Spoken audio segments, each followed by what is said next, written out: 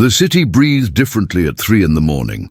Seattle's usual symphony of car horns and construction noise had faded to a whisper, replaced by the gentle percussion of rain against concrete and the distant hum of street sweepers making their lonely rounds. The air carried the scent of wet asphalt, mixed with coffee from the 24-hour diners that served as beacons for the night shift workers, the insomniacs, and the forgotten. Marcus Chen pulled his thin jacket tighter around his shoulders as he stepped off the number 47 bus at 5th and Pine, the fluorescent lights of the transit vehicle disappearing into the darkness like a ghost ship sailing through an urban ocean. His sneakers, worn thin at the heels and patched with duct tape where the sole had begun to separate, squelched against the wet pavement. The sound was familiar now, a small indignity he'd grown accustomed to over the past 6 months. 18 hours. That's how long he'd been awake, moving from one job to another like a spectre haunting the margins of prosperity. His shift at Morrison's Fine Dining had ended at 2:30 a.m. after he'd scrubbed the last of the truffle oil from industrial-sized pans while listening to the servers count tips that exceeded his weekly earnings. Before that, it had been 4 hours at Ashford Technologies, emptying waste baskets and mopping floors in corridors lined with motivational posters about innovation and disrupting the future. The irony wasn't lost on him. He was disrupting something, all right, though Vincent Ashford had no idea what was coming. The walk to his apartment building took 12 minutes on a good day. Tonight, with exhaustion weighing down his limbs like invisible chains, it would take longer. Marcus moved through the empty streets with the practiced efficiency of someone who had learned to navigate the city's forgotten hours, when the beautiful facade fell away and revealed the raw machinery underneath. He passed the construction site where they were building another luxury high-rise, the skeleton of steel and concrete wrapped in plastic sheeting that snapped and whispered in the wind. A sign proclaimed the future home of Ashford Luxury Residences, where innovation lives. Marcus had read about it in the employee newsletter, 1-bedroom units starting at $4,000 a month. He did the math automatically, a habit born of necessity, $4,000. That was more than he made in 3 months, working every available hour. His phone buzzed against his chest, and Marcus pulled it from his jacket pocket with fingers that trembled slightly from caffeine withdrawal and exhaustion. A text from his mother. "Can't sleep. Pain is bad tonight. Don't worry about me. Focus on your studies. Love you, my brilliant boy." Marcus stopped walking, standing under a streetlight that cast a pale yellow circle on the wet pavement around him. He read the message twice, then looked up at the skeletal outline of the luxury building rising into the night sky. Somewhere in this city, in a penthouse that cost more per month than most people made in a year, Vincent Ashford was probably sleeping peacefully on sheets that cost more than Marcus's rent. The contrast struck him like a physical blow. Not for the first time, Marcus wondered how the world could contain such extremes. His mother lying awake at 3 a.m. because they couldn't afford the good pain medication, while billionaires accumulated wealth at a rate that defied human comprehension. The numbers were staggering when you really thought about them. Ashford made more money in an hour than Marcus would earn in his entire lifetime, even if he lived to be 100 and worked every single day. But Marcus had something Vincent Ashford didn't know he possessed: information. And in the right hands, information was more valuable than all the luxury penthouses in Seattle. He resumed walking, his mind drifting to the encrypted files hidden deep within his laptop's hard drive. Months of careful documentation, recorded conversations, financial records that painted a picture of systematic exploitation. Ashford Technologies didn't just make money from their innovative apps and platforms. They harvested data from low-income communities and sold it to predatory lenders, insurance companies that specialized in denying claims, and pharmaceutical corporations that used the information to target desperate people with overpriced medications. The beautiful irony was that Marcus had discovered it all while emptying trash cans. Corporate executives, drunk on their own power and convinced of their invincibility, threw away printed emails and meeting notes without a second thought. They never noticed the night janitor carefully photographing documents before feeding them into the industrial shredders. Why would they? Marcus was invisible to them, just another piece of the machinery that kept their pristine world functioning. His apartment building came into view, a 7-story brick structure that had seen better decades. The lobby's fluorescent lights flickered intermittently, casting everything in a sickly, unstable glow.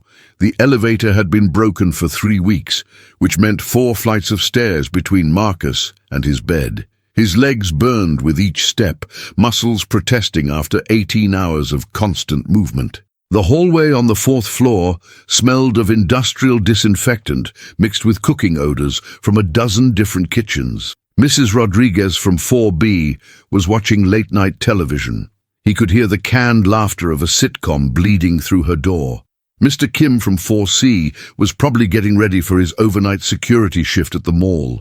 These were Marcus's neighbors, people who worked multiple jobs, who understood the weight of responsibility, who knew that one missed paycheck could mean the difference between keeping the lights on and sitting in the dark.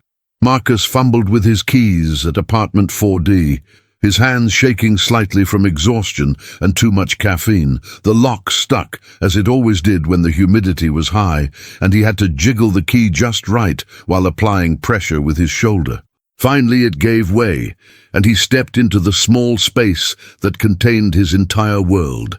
28 feet by 16 feet. That was the sum total of the Chen family's domain. The studio apartment was divided by a hospital curtain that provided the illusion of privacy between the living area and the corner where his mother's bed sat, surrounded by pill bottles, medical equipment, and the accumulated detritus of a long illness.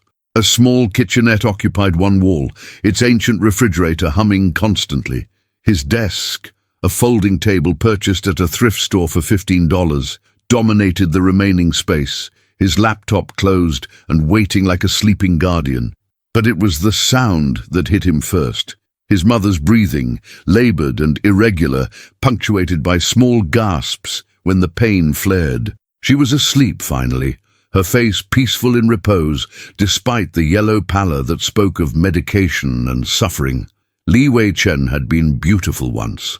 Marcus remembered her from his childhood as a woman who sang while she cooked, who told stories that made ordinary days feel magical, who worked double shifts at the textile factory but still found energy to help him with his homework. Cancer was stealing her piece by piece, not just her health, but her dignity, her independence, her hope.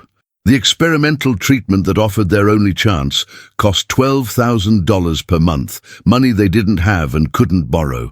Insurance called it investigational, which was corporate speak for, "We're not paying for that." The irony burned in Marcus's chest.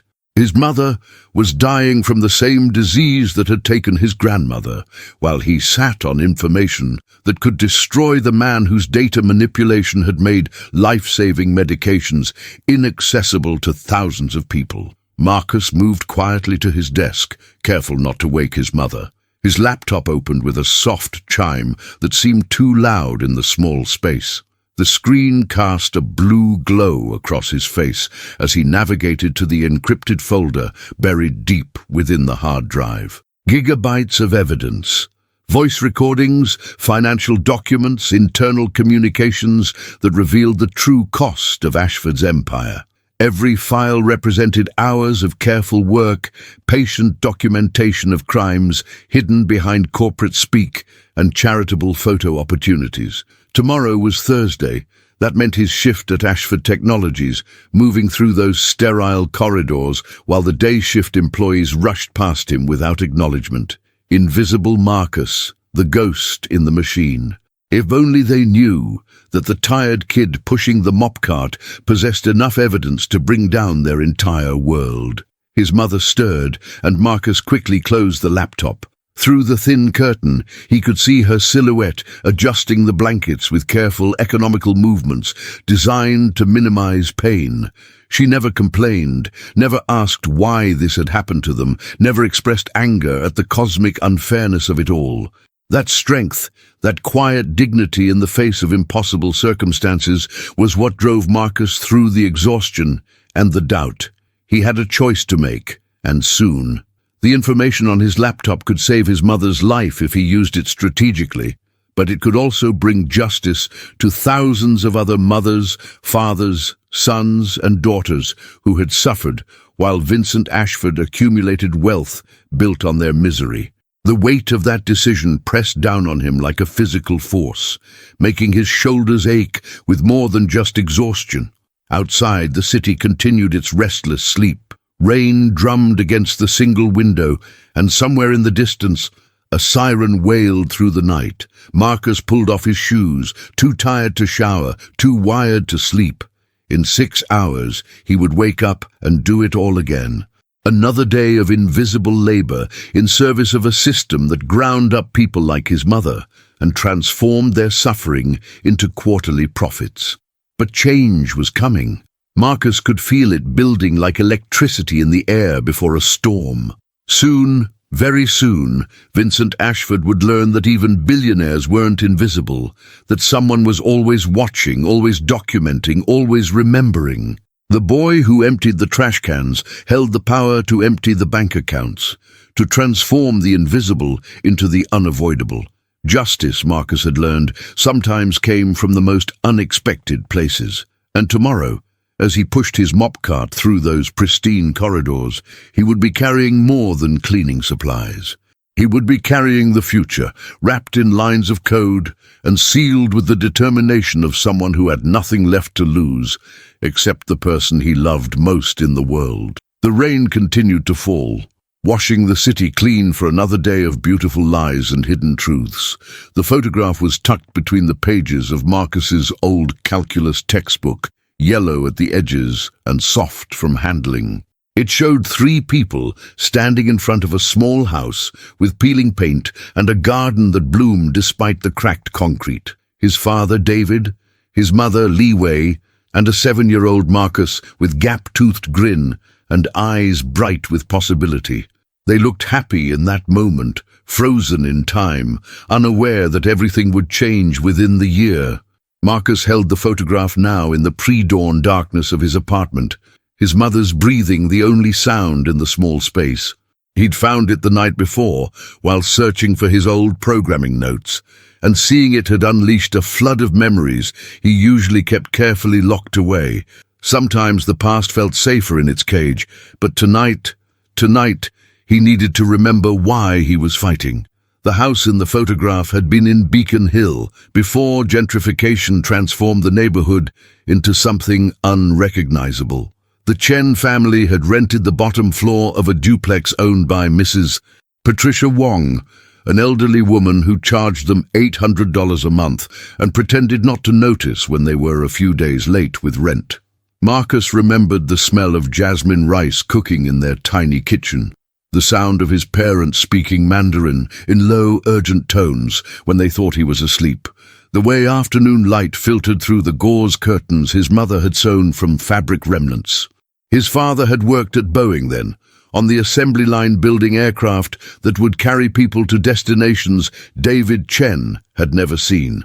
12-hour shifts, 6 days a week, his hands perpetually stained with machine oil and industrial lubricants. But David had been proud of his work, proud to be part of something bigger than himself. He would come home exhausted but energized, telling Marcus stories about the planes he helped build, painting pictures of distant cities and exotic cultures. Engineering is magic, disguised as mathematics, David had told his son one evening, showing him photographs of jet engines and navigation systems. Every bolt, every wire, every line of code, it all has to work together perfectly or people die. That's responsibility, Marcus. That's what it means to matter. Leeway had worked 3 jobs in those days. Mornings at a medical clinic doing data entry, afternoons cleaning office buildings downtown, evenings taking care of Mrs. Hernandez's twin boys while their mother worked the night shift at a hospital. Marcus had spent countless hours at the medical clinic doing homework in the break room while his mother processed insurance claims and patient records. It was there that he'd first seen computer code, watching the medical software navigate through databases that contained thousands of lives reduced to numbers and billing codes. "Information is power," his mother had explained when 8-year-old Marcus asked why she stared at the computer screen for so many hours. "But power without wisdom is dangerous. Remember that, my brilliant boy. Knowledge must serve compassion, or it serves nothing at all." The memory of her voice saying those words now felt like prophecy. Marcus could see the parallel between that medical clinic and Ashford Technologies, both places where human suffering was transformed into data points, where algorithms decided who deserved help and who could be safely ignored. The difference was that his mother had used information to help people navigate the system, while Vincent Ashford used it to exploit them. But the photograph also reminded Marcus of what they'd lost. 6 months after it was taken, David Chen had been laid off when Boeing moved his division to a facility in South Carolina. The company offered relocation assistance, but it wasn't enough to cover the cost of moving a family across the country, especially when there was no guarantee the new job would last. David had spent 3 months looking for comparable work in Seattle, taking temporary positions that paid half his Boeing salary, while their savings evaporated like morning mist. Marcus remembered the night his parents told him they would have to move. They'd sat around the small kitchen table, the one with the wobbly leg that his father had never quite managed to fix, and explained that they couldn't afford the rent anymore. 8-year-old Marcus had asked if they could live in their car, having seen other families in the neighborhood make that transition. The look of pain that crossed his parents' faces had been answer enough. They'd moved to a 1-bedroom apartment in South Seattle, a building where the elevator perpetually smelled of urine, and the hallways echoed with arguments in multiple languages. Marcus slept on the couch while his parents shared the bedroom, but even that arrangement lasted only 6 months. David's temporary jobs became increasingly sporadic, and the stress began eating away at him like acid. He started drinking, just beer at first, then whiskey, then anything that would dull the edges of his failure. The arguments started late at night, when they thought Marcus was asleep. Raised voices speaking rapid Mandarin, then English, then that universal language of desperation that needed no translation. Li Wei accused David of giving up. David accused the world of being rigged against people like them. They were both right, and that made everything worse. Marcus kept a journal during that time, filling a composition notebook with observations about their changing circumstances. He documented everything with the methodical precision that would later make him an exceptional programmer. The way his father's posture changed as rejections accumulated, how his mother's smile became increasingly forced, the mathematical progression of their declining bank balance. Even as a child, Marcus had understood that information was armor against chaos, that documenting reality gave you some small measure of control over it.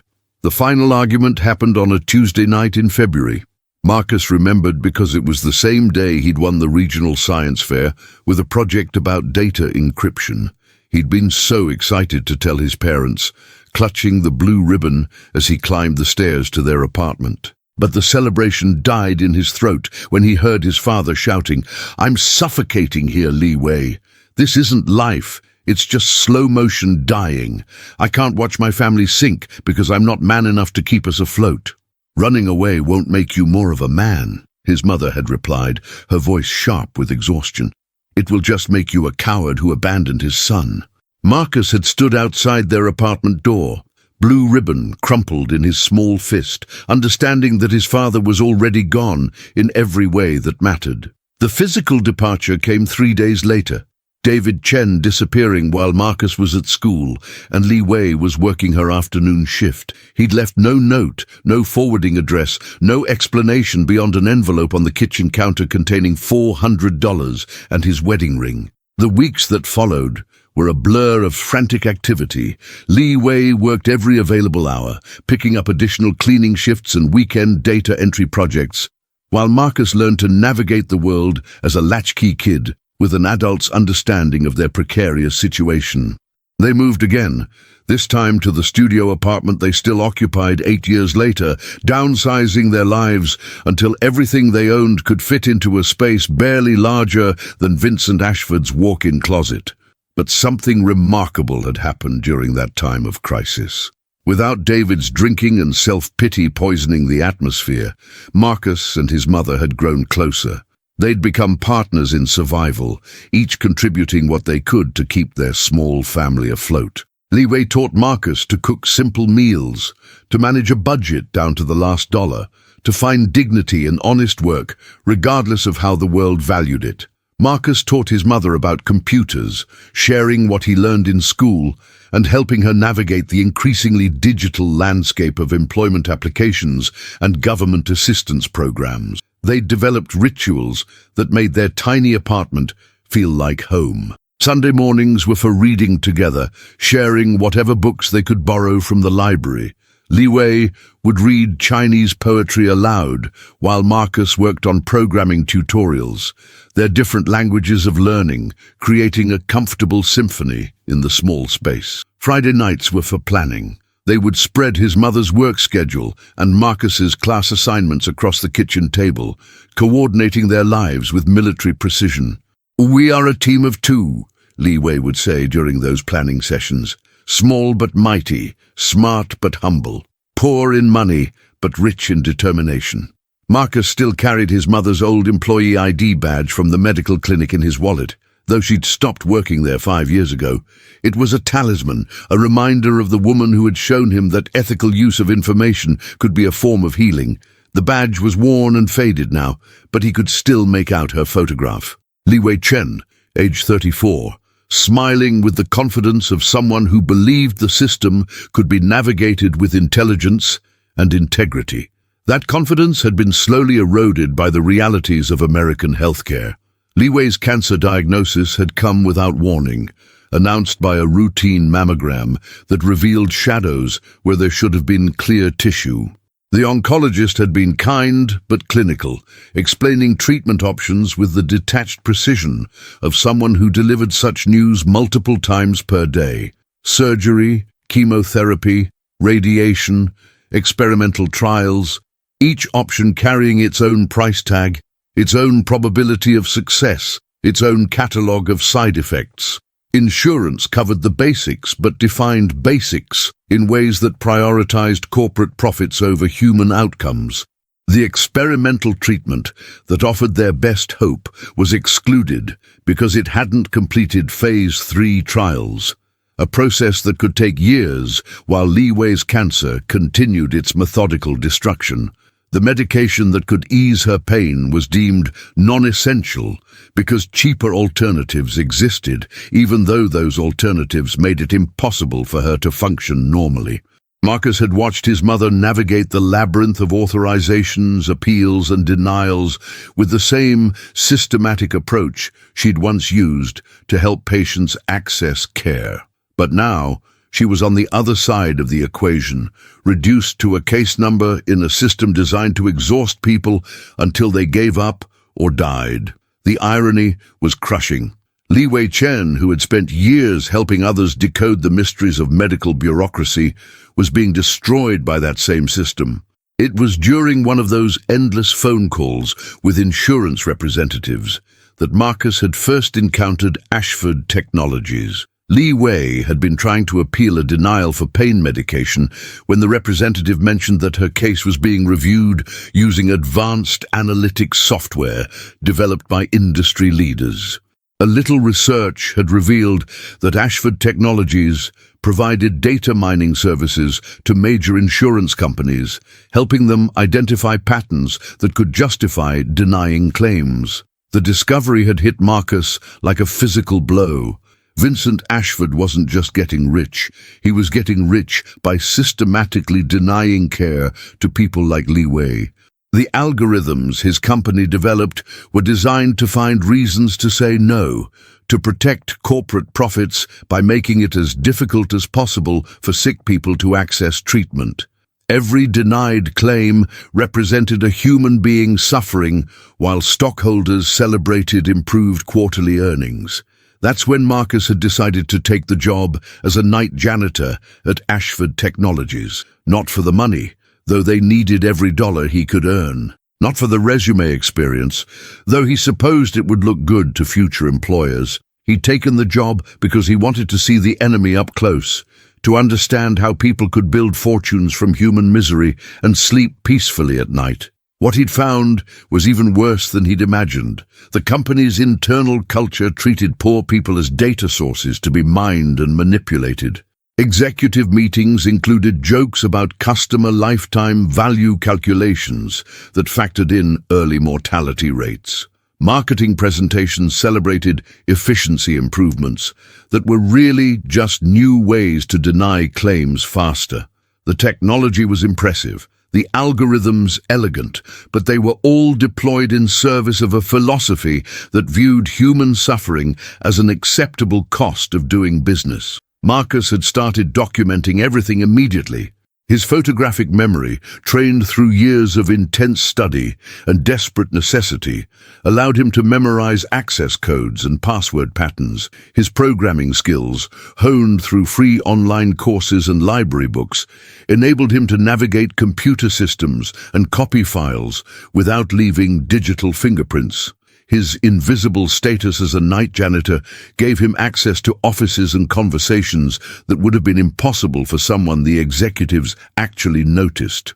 But the most powerful weapon in Marcus's arsenal was something Vincent Ashford could never understand: moral clarity born from genuine suffering.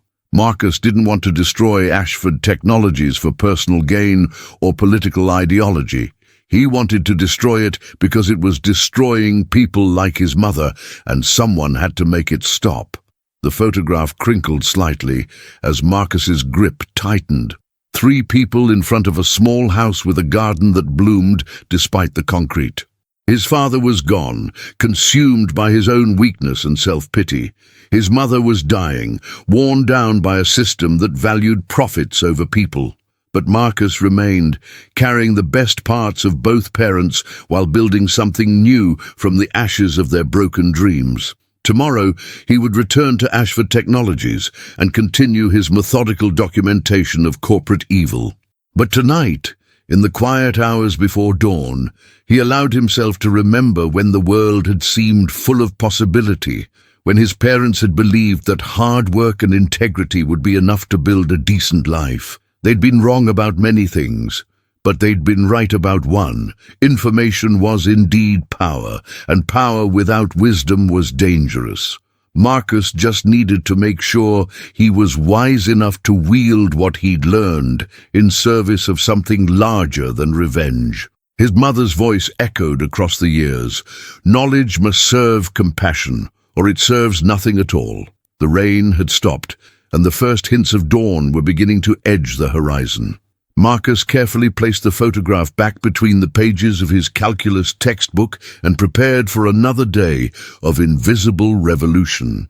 In 6 hours, he would wake his mother for her morning medication, help her navigate another day of pain and uncertainty, then disappear into the machinery of a system that was about to discover just how dangerous an invisible person could be.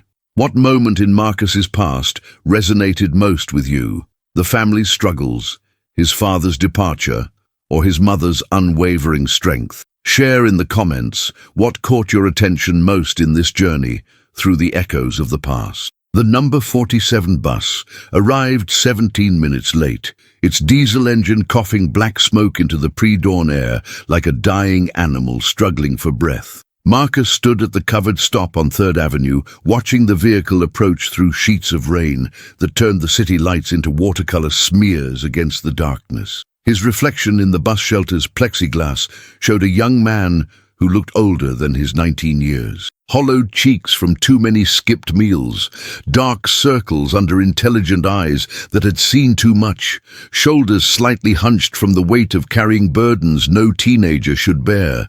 The doors wheezed open with a hydraulic sigh, and Marcus climbed aboard, feeding his crumpled transfer into the fare machine. The bus was nearly empty at 4:30 a.m., occupied only by the usual collection of night shift workers heading home and early shift workers heading out. He recognized most of them by now. Maria from the hospital laundry, who always sat in the third row and dozed against the window.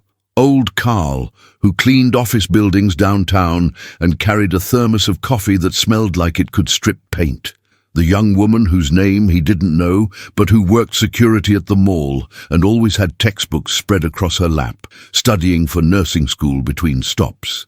Marcus made his way to his usual seat in the back corner, where a broken heater rattled constantly, but provided just enough warmth to make the ride bearable. He pulled his laptop bag closer to his chest, feeling the weight of the evidence contained within.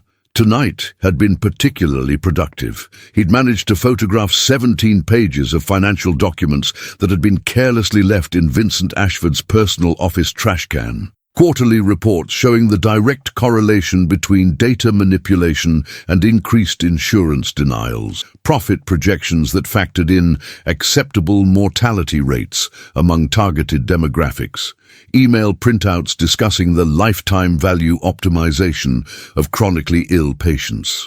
The bus lurched into motion, and Marcus settled back against the cracked vinyl seat. Through rain-streaked windows, he watched Seattle's skyline emerge from the darkness like a constellation of broken promises. Glass towers that housed corporate headquarters stretched toward low-hanging clouds, their illuminated floors revealing the empty offices where tomorrow's decisions would be made by people who had never worried about rent, never stood in line at a food bank, never watched a parent die because they couldn't afford proper medical care. 26 blocks. That's all that separated Ashford Technologies from Marcus's apartment building, but it might as well have been 26 light years. The distance between those two worlds wasn't measured in miles, but in assumptions about human worth, in access to opportunities, in the fundamental belief that some lives mattered more than others.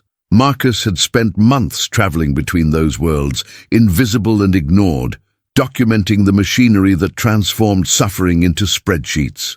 The bus made its usual stops along Pine Street, picking up the early risers who would serve coffee to executives, clean bathrooms in corporate headquarters, prepare meals in upscale restaurants that charged more for appetizers than minimum wage workers earned in a day. Marcus watched them board with practiced efficiency, each carrying their own burden of quiet dignity and suppressed exhaustion. These were his people, the invisible army that kept the city functioning while the wealthy slept in climate-controlled comfort. At the stop near Pike Place Market, an unexpected passenger climbed aboard. Marcus recognized him immediately from the employee newsletters and corporate website photos, though seeing Vincent Ashford in person was jarring in a way that pictures couldn't convey. The billionaire moved with the unconscious confidence of someone who had never questioned his right to occupy space, never wondered if he belonged in a room, never calculated the cost of a simple purchase. Even at 5 a.m., Ashford looked perfectly composed, tailored wool coat that probably cost more than Marcus earned in 6 months, Italian leather shoes that had never touched a dirty sidewalk, watch that gleamed with the kind of understated luxury that whispered rather than shouted its price. But what struck Marcus most was Ashford's face, as he surveyed the bus interior with barely concealed disgust. The billionaire's expression suggested he was visiting an alien planet, studying specimens of humanity that operated according to rules he couldn't comprehend. Why would anyone choose to ride public transportation when private cars were available? Why would anyone wear clothes that showed signs of actual use? Why would anyone accept such obvious limitations when wealth could eliminate all inconvenience? Ashford took a seat near the front, pulling out his phone and immediately becoming absorbed in whatever urgent business required his attention at dawn. He seemed oblivious to the other passengers, treating them as part of the bus's machinery rather than as human beings with their own stories and struggles. To Vincent Ashford, Marcus realized, poor people weren't really people at all. They were data points, market segments, statistical abstractions that could be manipulated for profit without moral consequence. The irony was exquisite. Here sat the man whose algorithms had denied his mother's insurance claims, whose data manipulation had made life-saving medication inaccessible to thousands of families, whose corporate philosophy treated human suffering as an acceptable cost of doing business. And there, in the back of the bus, sat the invisible janitor who possessed enough evidence to destroy Ashford's empire, reduce his fortune to nothing, and send him to prison for the rest of his life. Marcus closed his eyes and felt the weight of that power. With a few keystrokes, he could upload the evidence to every major news outlet, crash Ashford Technologies' stock price, and trigger investigations that would unravel years of systematic fraud. The data cache in his laptop contained voice recordings, financial documents, and internal communications that painted a picture of corporate evil so comprehensive that even the most expensive lawyers couldn't explain it away. Justice was literally within reach, waiting for Marcus to decide when and how to deploy it. But as the bus rumbled through the awakening city, Marcus found himself studying Vincent Ashford with curious detachment. What kind of person could accumulate such wealth while knowing the human cost? What psychological mechanism allowed someone to sleep peacefully at night, knowing their algorithms were literally killing people? The billionaire didn't look evil in any obvious way. He looked like what he was, a successful businessman checking his email and managing his empire from the convenience of his mobile device. 20 minutes later, the bus approached Marcus's stop near his apartment building. As he stood to leave, muscle memory from 18 hours of physical labor making him move carefully to avoid aggravating old aches. Something caught his attention, a sound from the front of the bus. Vincent Ashford's voice, speaking into his phone with casual authority. "Tell the development team I want the mortality prediction algorithms refined by Friday," Ashford was saying, apparently unaware that his voice carried clearly through the nearly empty bus. "The insurance clients are pushing for more aggressive screening criteria. They want to identify high-risk individuals earlier in the process so they can adjust coverage accordingly." Marcus froze halfway down the aisle, his hand gripping the metal pole for support. He was listening to Vincent Ashford casually discuss algorithms designed to deny medical care to people most likely to need it. The clinical language couldn't disguise what was being described, a systematic effort to identify vulnerable individuals and exclude them from life-saving treatment before they could access it. "No," Ashford continued, oblivious to the fact that one of his victims was standing 6 feet away. "We're not technically denying coverage. We're just optimizing risk assessment protocols. The algorithms identify patterns that suggest increased utilization probability, and the insurance companies can factor that into their underwriting decisions. It's perfectly legal. Legal, perhaps, but moral." Marcus felt rage building in his chest, like pressure in a boiler. This was the man responsible for his mother's suffering, speaking about human beings as if they were malfunctioning machines to be discarded when they became inconvenient. The casual indifference was almost worse than active cruelty. At least cruelty acknowledged that victims were human enough to deserve hatred. The bus lurched to a stop, and Marcus stumbled slightly, his exhausted reflexes struggling to compensate. His laptop bag slipped from his shoulder and hit the floor with a soft thud, the sound causing Vincent Ashford to look up from his phone call for the first time since boarding. Their eyes met for exactly 3 seconds. Marcus saw recognition flicker across Ashford's face. Not personal recognition, but categorical recognition. Poor, young, tired, irrelevant. The billionaire's gaze traveled from Marcus's worn sneakers to his faded jacket to his face, cataloguing details with the unconscious efficiency of someone accustomed to sorting humans into useful categories. Marcus bent to retrieve his laptop bag, acutely aware of how he must appear to Vincent Ashford. A tired kid on a late-night bus, probably heading home from some minimum-wage job, carrying a cheap laptop that represented his only connection to a world beyond hourly wages and weekly rent payments. Invisible, disposable. The kind of person who disappeared into algorithms and emerged as statistics. But as Marcus straightened up, bag secure in his grip, he made a decision that would change everything. Instead of moving toward the exit, he stepped closer to Vincent Ashford's seat. Close enough that the billionaire couldn't ignore him. Close enough that they were sharing the same recycled air, the same fluorescent lighting, the same moment in space and time. "Excuse me," Marcus said, his voice steady despite the adrenaline coursing through his system.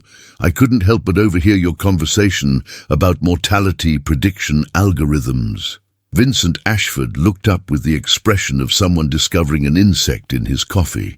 Surprise, followed immediately by distaste and irritation. He ended his phone call with a curt, "I'll call you back," and studied Marcus with the kind of attention usually reserved for potential threats. "I'm sorry. Do we know each other?" Ashford's tone was carefully neutral, the practiced courtesy of someone accustomed to dealing with unwanted interruptions. "Not exactly," Marcus replied, shifting his weight as the bus swayed through a turn. "I work at your company. Night shift maintenance. I empty your trash cans." The admission hung between them like a confession. Marcus watched Ashford process this information, saw the exact moment when the billionaire's expression shifted from mild annoyance to something approaching fascination. Here was a novelty. One of the invisible people was actually speaking to him, acknowledging their connection to his world of corporate power.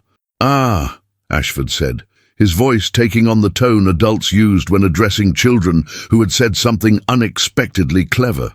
"Well, I hope you're finding the work educational." The condescension was breathtaking in its casual cruelty. Marcus felt his hands clench involuntarily, remembering his mother's labored breathing in the pre-dawn darkness, remembering the insurance denial letters that arrived with depressing regularity, remembering the mounting medical bills that would outlive them both. This man had never worked a day of honest labor in his life, had never worried about rent or groceries, or whether he could afford to see a doctor when he felt sick. "Very educational," Marcus replied, loading the word with meaning that sailed completely over Ashford's head. "I've learned a lot about how your company operates, the algorithms you develop, the data you collect, the optimization protocols you implement." Something flickered in Vincent Ashford's eyes. Not concern exactly, but a kind of sharpened attention that suggested he was finally taking this conversation seriously. The billionaire set down his phone and gave Marcus his full focus for the first time. "That's quite specific knowledge for someone in maintenance," Ashford said carefully. "I'm studying computer science," Marcus explained, which was true as far as it went. "I find your work fascinating. Especially the mortality prediction algorithms you were just discussing, the way you use healthcare data to identify high-risk individuals so insurance companies can adjust their coverage accordingly." The color drained from Vincent Ashford's face as he realized the implications of what Marcus had just said. His private phone conversation, conducted in what he'd assumed was the anonymity of public transportation, had been overheard and understood by someone with enough technical knowledge to grasp its significance. For the first time in their brief encounter, the billionaire looked genuinely uncomfortable. "I think there may have been some misunderstanding," Ashford said, his voice taking on the careful tone of someone navigating potentially dangerous territory. "Those algorithms are simply tools for risk assessment. They help insurance companies make informed decisions about coverage eligibility. It's standard industry practice." "Of course," Marcus agreed, his tone remaining conversational despite the fury building in his chest. "Standard practice, like targeting low-income communities for data harvesting, like selling personal health information to predatory lenders, like developing algorithms specifically designed to identify and exclude people who might actually need medical care." The bus had stopped at another red light, and in the sudden quiet, Marcus's words seemed to echo through the nearly empty vehicle. The other passengers were absorbed in their own morning routines, but Marcus could feel the weight of this moment, the electric tension that comes when two worlds collide without warning.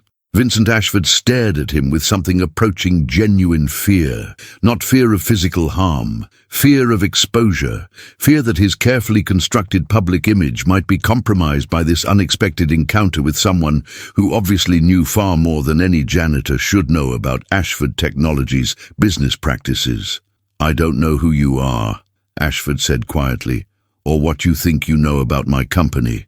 But I'd be very careful about making accusations you can't prove." Very careful indeed. The threat was subtle but unmistakable. Marcus felt a chill that had nothing to do with the broken bus heater. He was looking into the face of power without conscience, wealth without wisdom, intelligence deployed in service of casual cruelty. This was the man who had built an empire on human suffering and convinced himself he was a visionary innovator. "My name is Marcus Chen," he said, deciding that anonymity was pointless now.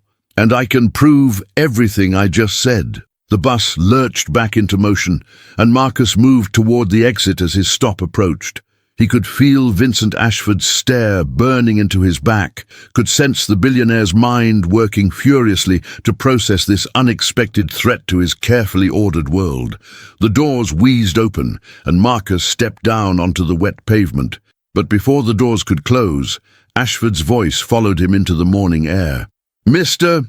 Chen," the billionaire called out, his tone carrying a mixture of threat and begrudging respect. "I have a feeling we'll be speaking again very soon." Marcus turned back toward the bus, meeting Ashford's gaze through the rain-streaked window. For just a moment, the invisible janitor and the tech billionaire looked at each other across the vast gulf that separated their worlds. Then the bus pulled away, carrying Vincent Ashford back to his realm of glass towers and algorithmic power, while Marcus stood alone on a sidewalk that gleamed with reflected streetlight. The collision had occurred exactly as Marcus had planned. Vincent Ashford now knew that someone was watching, someone was documenting, someone was preparing to hold him accountable for years of systematic exploitation. The billionaire's comfortable anonymity had been shattered by a tired teenager with a laptop full of evidence and nothing left to lose.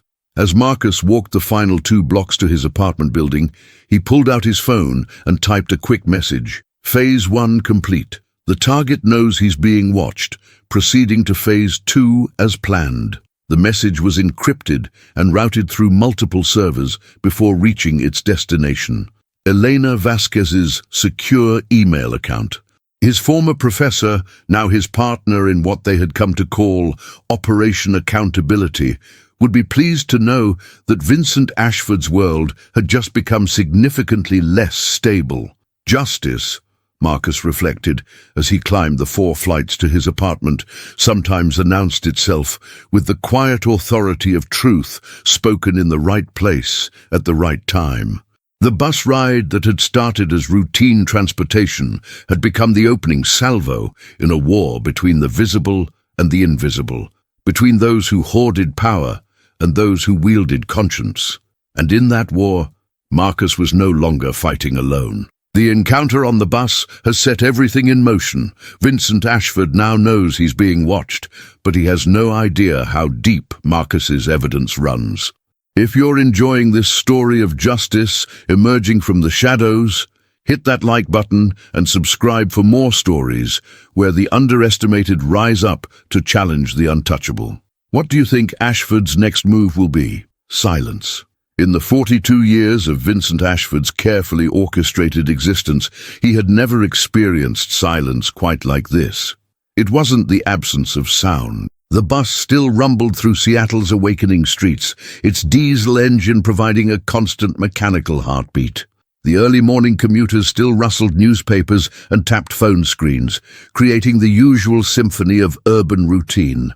Rain continued its percussion against the windows, drumming out the rhythm of another Pacific Northwest dawn. But for Vincent Ashford, sitting in seat 3A of the number 47 bus, the world had gone completely, utterly silent. The kind of silence that follows explosions, when the human brain temporarily shuts down to process devastation too vast for immediate comprehension. Marcus Chen, night janitor, computer science student, The young man who emptied his trash cans and apparently knew enough about Ashford Technologies' business practices to destroy everything Vincent had spent 2 decades building. The realization hit him in waves, each one more devastating than the last. Wave 1. Recognition. The tired young man in worn clothes wasn't just any random passenger complaining about corporate practices. He was an employee. Someone with access to Ashford Technologies, someone who moved through the building's corridors while Vincent and his executives conducted their most sensitive business, someone invisible. Wave 2, exposure. Marcus Chen had quoted specific details about mortality prediction algorithms, data harvesting protocols, insurance manipulation strategies. Information that existed only in classified documents, private meetings, encrypted communications, the kind of information that could trigger congressional investigations, SEC inquiries, criminal prosecutions. Wave 3, vulnerability. For the first time in his adult life, Vincent Ashford was genuinely afraid. Not the manageable anxiety of business competition or market fluctuations, but the primal terror of someone who suddenly understood that their entire world could be dismantled by a 19-year-old janitor with a laptop and a grudge. Vincent's hands trembled slightly as he pulled out his phone to dial his head of security. James Morrison had been with the company for 8 years. A former FBI agent who specialized in corporate intelligence and threat assessment. If anyone could handle this situation quietly and efficiently, it was Morrison. But as Vincent's finger hovered over the contact, he hesitated. What exactly would he tell Morrison? That a night janitor had overheard a phone conversation and made some vague accusations. That a college student had demonstrated knowledge of algorithms that were, technically speaking, perfectly legal, that he felt threatened by someone who weighed maybe 140 pounds soaking wet and looked like he hadn't slept properly in months. The more Vincent tried to articulate the threat Marcus Chen represented, the more paranoid and irrational he sounded even to himself. But paranoia and rationality were luxury considerations when your entire empire hung in the balance. Vincent had built his fortune by recognizing patterns before his competitors, by identifying threats and opportunities while others were still operating on outdated assumptions. And every instinct he possessed was screaming that Marcus Chen represented an existential threat to everything he'd accomplished. The bus made another stop, and Vincent watched through the rain-streaked window as Marcus disappeared into the pre-dawn darkness. The young man moved with the careful efficiency of someone accustomed to navigating the city's forgotten hours, his laptop bag clutched protectively against his chest. What was in that bag? What evidence had Marcus collected during his months of invisible access to Ashford Technologies? How much did he actually know about the company's more creative business practices? Vincent closed his eyes and tried to remember everything he'd said during the phone call with his development team. Mortality prediction algorithms, risk assessment protocols, utilization probability calculations, all perfectly legal terms that described perfectly legal business practices, but in the wrong context presented by a skilled prosecutor to a sympathetic jury, those same terms could sound like conspiracy charges waiting to be filed. The bus lurched through downtown traffic, and Vincent found himself studying his reflection in the dark window. What he saw was a successful businessman in an expensive coat, someone who belonged in boardrooms and private clubs rather than public transportation. But what Marcus Chen had seen was something else entirely. A target, perhaps. Or worse, a symbol of everything wrong with a system that allowed some people to accumulate vast wealth, while others struggled to afford basic necessities. Vincent's phone buzzed with an incoming message from his assistant. Car service will meet you at the Pine Street Transit Center in 15 minutes.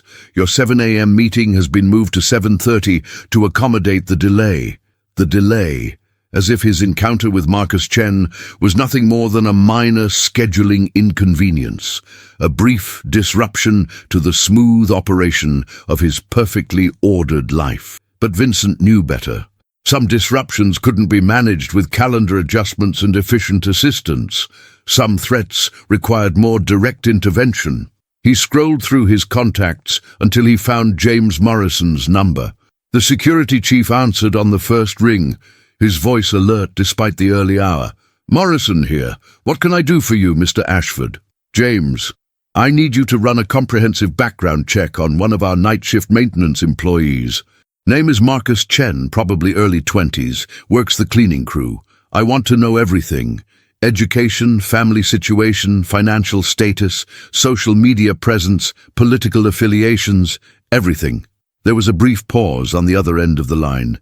"Sir, may I ask what prompted this request? Has there been a security incident?" Vincent hesitated, unsure how to explain the situation without sounding like he'd been rattled by a chance encounter with a college student. "Let's call it due diligence. I have reason to believe Mr. Chen may have access to sensitive information beyond his clearance level. I want to understand what we're dealing with." "Understood. I'll have a preliminary report ready by noon today. Should I coordinate with HR to ensure Mr. Chen's access privileges are appropriately limited?" The question hung in the air between them.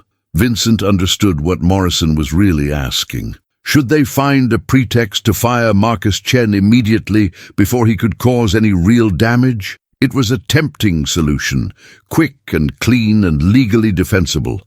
Night shift janitors were expendable employees, easily replaced with minimal disruption to operations, but firing Marcus Chen might also confirm his suspicions about Ashford Technologies' business practices. If the young man really did possess compromising evidence, terminating his employment could trigger him to go public with whatever information he'd collected. Better to keep him close, under observation, while they figured out exactly what kind of threat he represented. "Not yet," Vincent decided. "I want him monitored but not approached. Full surveillance, electronic communications, financial transactions, social contacts, movement patterns, everything, but keep it subtle. I don't want him to know he's being watched." "Copy that. Anything else I should know about Mr. Chen? Any indication of how he might have accessed sensitive information?" Vincent thought about the young man's precise knowledge of mortality prediction algorithms, his casual reference to data harvesting protocols, his obvious understanding of the insurance manipulation strategies that formed the backbone of Ashford Technologies' most profitable contracts. Marcus Chen knew things that only senior executives should know, which meant either he was extraordinarily skilled at information gathering or someone was feeding him classified material. "He's smart," Vincent said finally. "Smarter than we initially assumed. Treat him as a potential industrial espionage threat until we know otherwise." "Roger that. I'll initiate full-spectrum surveillance within the hour." Vincent ended the call and slumped back against the bus seat, exhaustion suddenly weighing on him like a physical burden. The early morning that had started as a routine scheduling adjustment had become a crisis management situation with implications he couldn't yet fully grasp. How had a 19-year-old janitor managed to threaten everything he'd worked to build? How had someone so insignificant gained access to information that could destroy his reputation, his company, his fortune? The answer, Vincent realized with growing unease, was that Marcus Chen had never been insignificant at all. Vincent and his executives had simply made the fatal mistake of treating him as if he were. They'd assumed that poverty meant powerlessness, that youth meant ignorance, that invisibility meant irrelevance. Those assumptions had created blind spots in their security protocols, gaps in their awareness that Marcus had apparently exploited with surgical precision. The bus approached the Pine Street Transit Center, and Vincent could see his car service waiting under the fluorescent lights of the covered terminal. In a few minutes, he would return to his world of climate-controlled luxury and algorithmic certainty, but the comfortable distance between himself and people like Marcus Chen had been permanently collapsed by their brief encounter. The invisible had become visible, the powerless had revealed their hidden strength, and the man who had built his fortune on information asymmetry suddenly found himself at a devastating disadvantage. As the bus doors wheezed open, Vincent Ashford stood and walked toward his waiting car with the careful composure of someone who understood that his life had just changed irrevocably. Marcus Chen might be returning to a studio apartment and a dying mother, but he carried with him the power to reduce Vincent's empire to rubble. The janitor who emptied trash cans held the ability to empty bank accounts, to transform the billionaire's carefully constructed reality into a cautionary tale about hubris and consequence. The car door closed behind Vincent with the soft authority of German engineering, immediately creating a barrier between him and the world outside. But no amount of luxury could insulate him from the truth that Marcus Chen had forced him to confront. Power without conscience was fragile, wealth without wisdom was vulnerable, and sometimes the most devastating threats came from the people you never bothered to notice. His assistant handed him a tablet loaded with the day's agenda, board meetings, investor calls, strategic planning sessions. The routine business of empire management would continue as if nothing had changed. But Vincent knew better. Everything had changed. The careful equilibrium of his world had been disturbed by an unemployed physics law that he'd never learned to respect. Every action has an equal and opposite reaction. For 20 years, Vincent Ashford had extracted wealth from human suffering without consequence. Now, finally, the consequences had found him, wearing worn sneakers and carrying a laptop full of evidence. Marcus Chen represented the opposite reaction to decades of corporate predation, and the collision between those forces would determine whether Vincent's empire survived the impact. The car pulled into traffic, carrying Vincent toward another day of board meetings and profit calculations. But his mind remained fixed on the young man who had looked him in the eye and spoken his name with quiet authority. Marcus Chen had announced himself not as a threat or an enemy, but as something far more dangerous, a reckoning that could no longer be ignored, delayed, or bought off. In the growing light of dawn, Vincent Ashford finally understood what it felt like to be afraid, and in a studio apartment across the city, Marcus Chen was preparing to show him just how much he had to fear. The revolution would not be televised. It would be documented, encrypted and uploaded by someone the system had taught to be invisible. And by the time Vincent Ashford realized the full scope of what was coming, it would already be too late to stop it. The silence that had followed their encounter was about to be broken by the sound of justice finally finding its voice.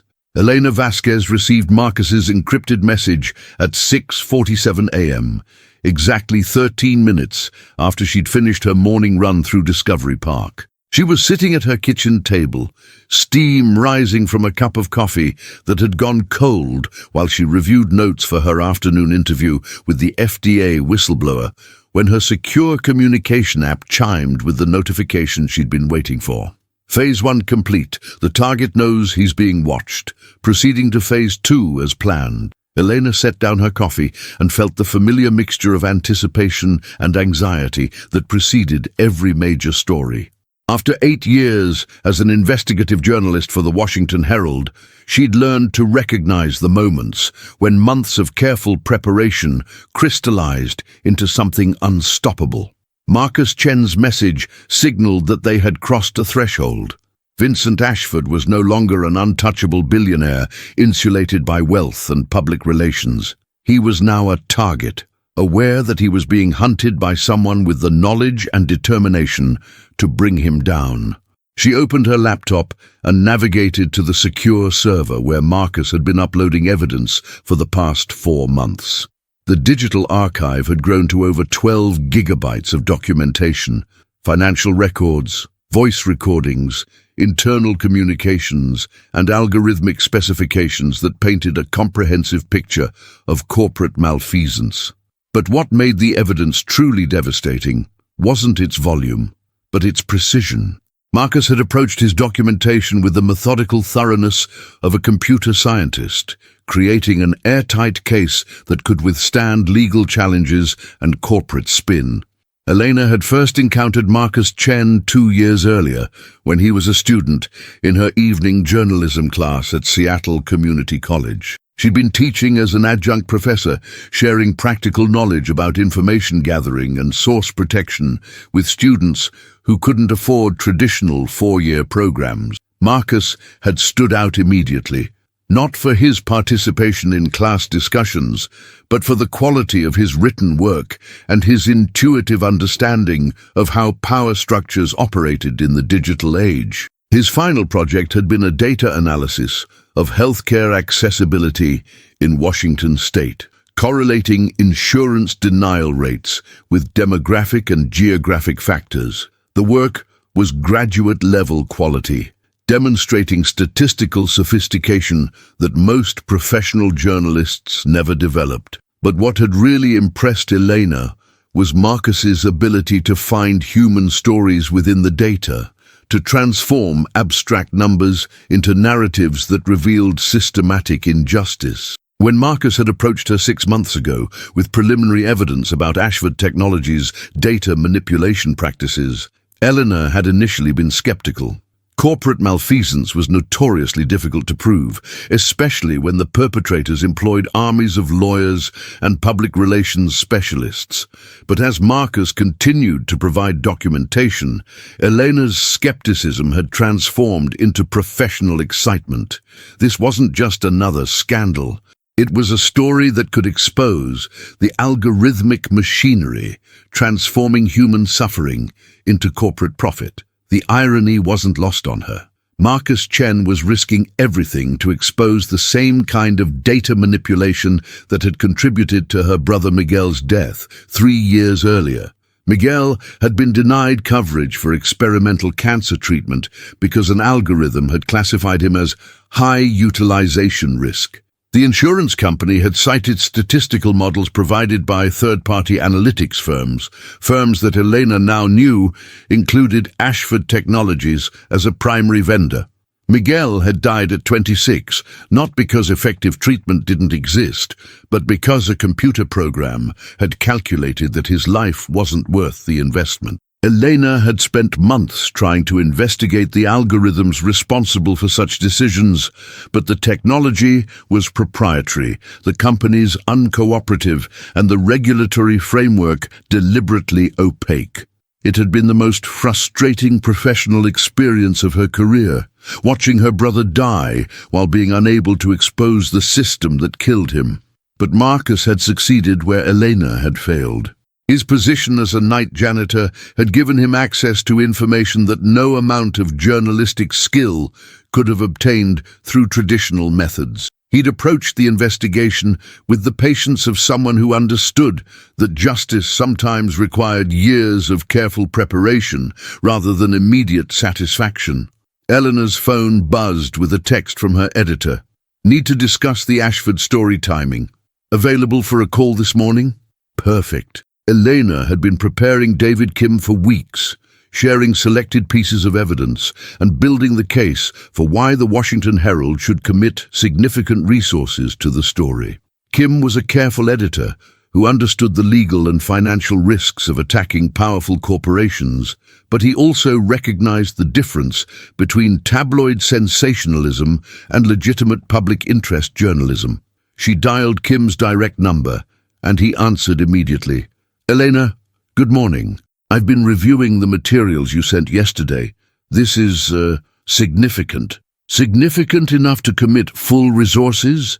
Legal review, fact-checking, graphic design for the data visualizations? Significant enough that I called our lawyer at 6 this morning. She's reviewing everything now, but her preliminary assessment is that we have enough documentation to proceed. The voice recordings alone would justify publication, but combined with the financial records and algorithmic specifications, this could be the biggest corporate malfeasance story we've broken in a decade." Elena felt a surge of professional satisfaction mixed with personal vindication. Miguel's death would finally be contextualized within a larger pattern of systematic abuse. The algorithms that had killed her brother would be exposed, dissected, and held accountable in a way that regulatory agencies had been unwilling or unable to accomplish. "What's our timeline?" she asked. "I want to run it Sunday, front page, above the fold, with a comprehensive digital package that includes interactive data visualizations and embedded audio clips. But Elena, I need you to understand the stakes here. Ashford Technologies has enough money to tie us up in litigation for years. They'll claim trade secret violation, industrial espionage, maybe even national security implications. Are you absolutely confident in your source's safety and the evidence's authenticity? Elena thought about Marcus Chen, 19 years old and carrying the weight of his mother's medical bills while single-handedly exposing one of the most powerful technology companies in America. His safety had been her primary concern from the beginning of their collaboration. They developed elaborate communication protocols, used encrypted messaging systems, and established multiple backup plans in case he was discovered. But ultimately, there was no way to eliminate the risk entirely. The evidence is authentic, she said. I've verified the voice recordings through independent audio analysis, cross-referenced the financial documents with SEC filings, and confirmed the algorithmic specifications through consultation with computer science experts. As for source safety, we've taken every possible precaution, but yes, there's always risk. And the source is committed to going public if necessary. More than committed. He's prepared to testify before Congress if it comes to that.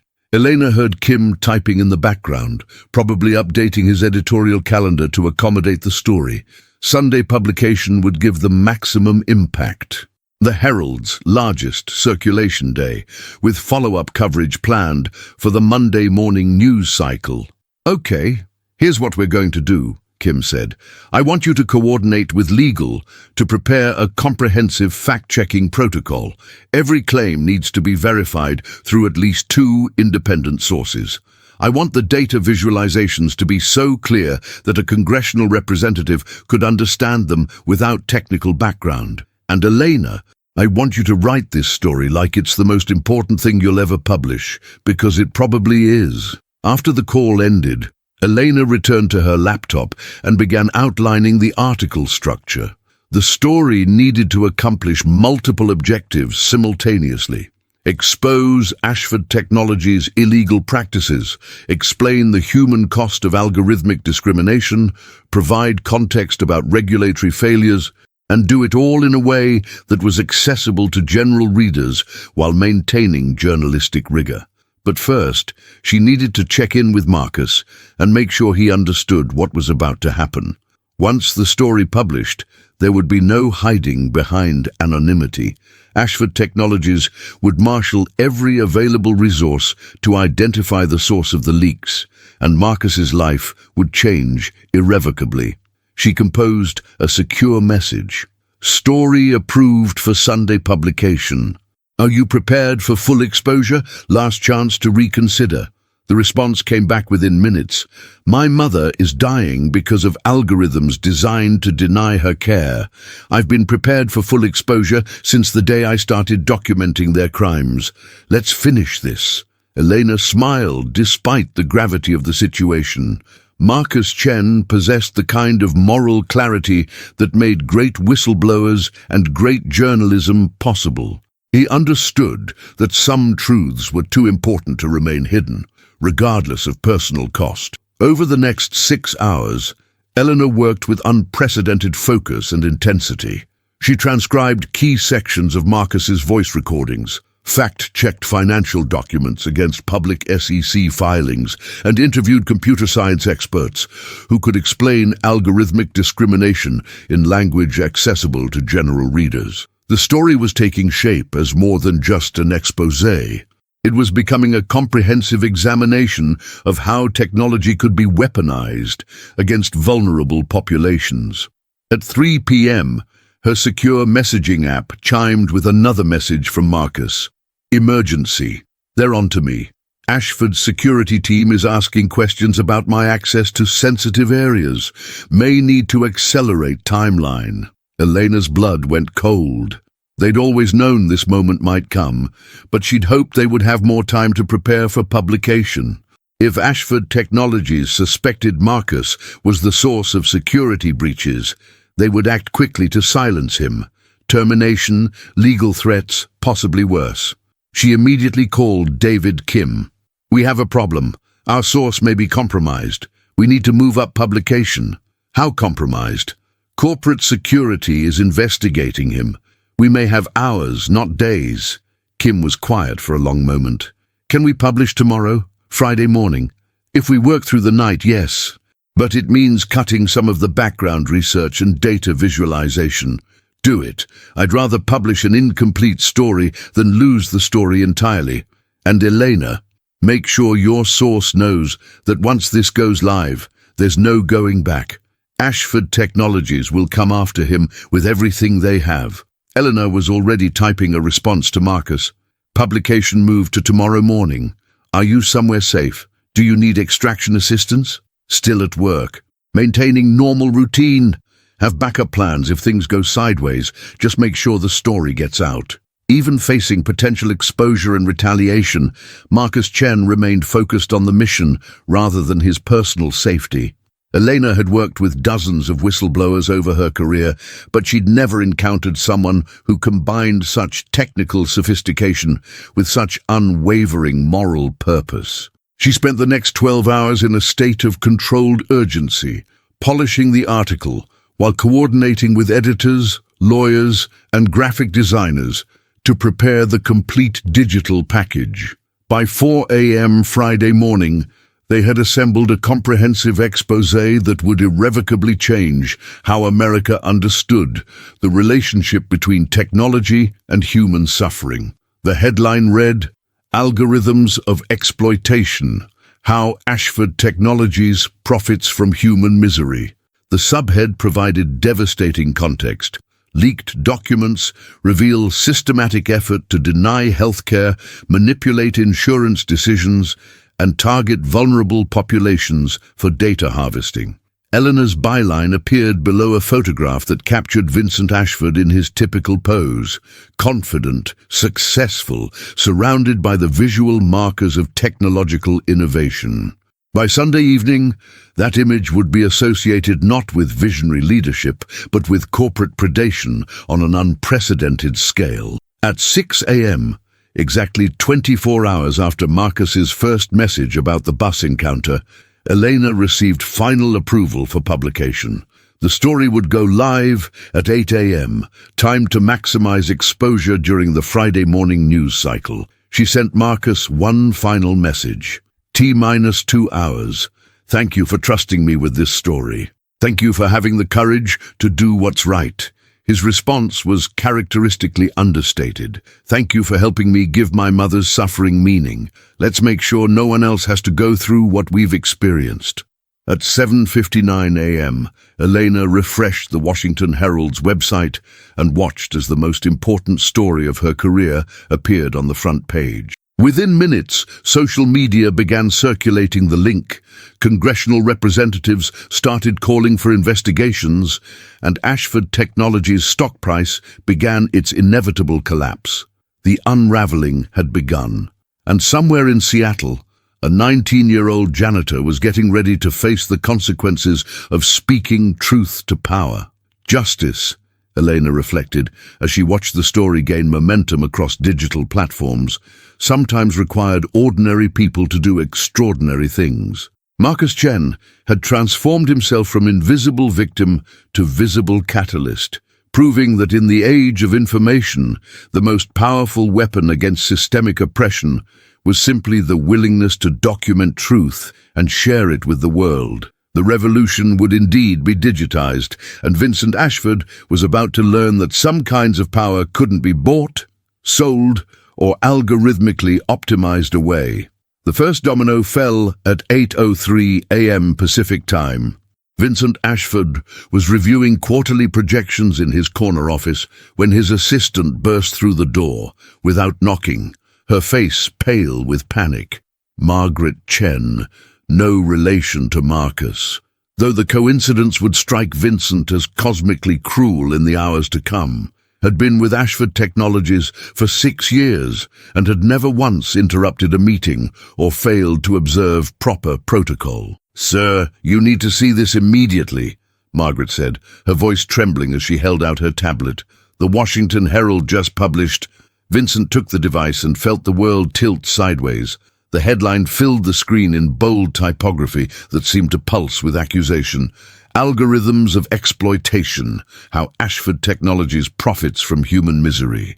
Below it, a photograph showed him speaking at last year's TechCrunch conference, gesturing confidently toward a slide displaying mortality prediction models that now looked like evidence exhibits. The article's opening paragraph hit him like a physical blow. Internal documents obtained by the Washington Herald reveal that Seattle-based Ashford Technologies has spent 3 years developing algorithmic tools designed to help insurance companies systematically deny healthcare coverage to high-risk patients, generating billions in profits while contributing to preventable deaths across vulnerable communities.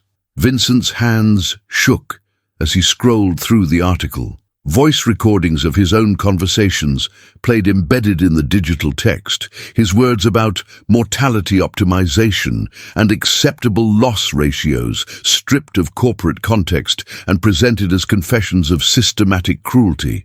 Financial documents he'd approved without a second thought were transformed into smoking guns that revealed the direct correlation between Ashford Technologies' algorithms and increased insurance denials in low-income communities.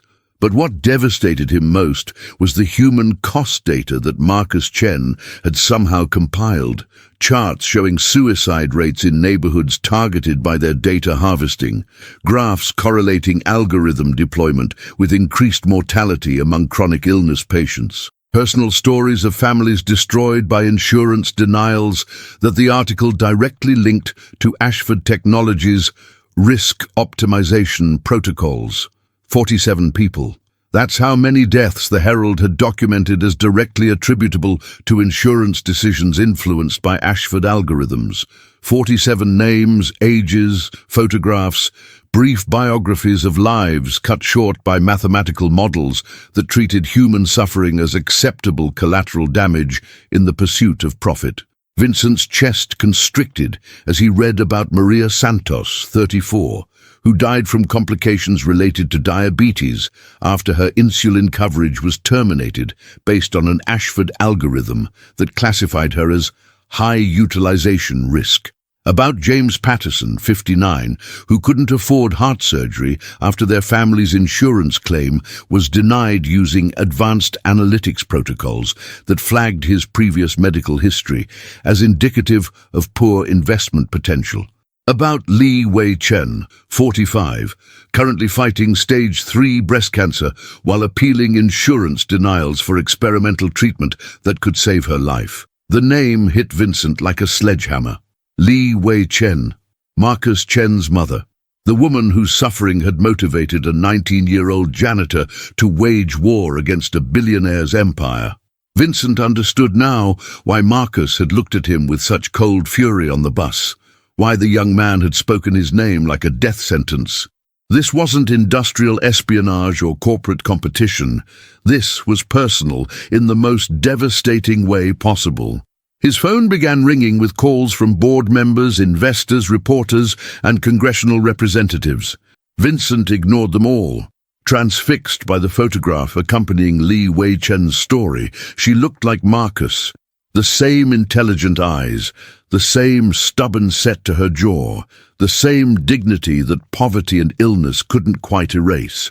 But where Marcus radiated barely contained fury, his mother's expression conveyed something far more devastating. Disappointed sadness, as if she'd expected better from the world and been proven wrong. The article quoted extensively from Marcus Chen, identified as a former Ashford Technologies employee who documented the company's practices over several months. The young man's words were carefully chosen, devastating in their precision. Vincent Ashford has built his fortune by transforming human suffering into algorithmic profit. His company doesn't just deny insurance claims.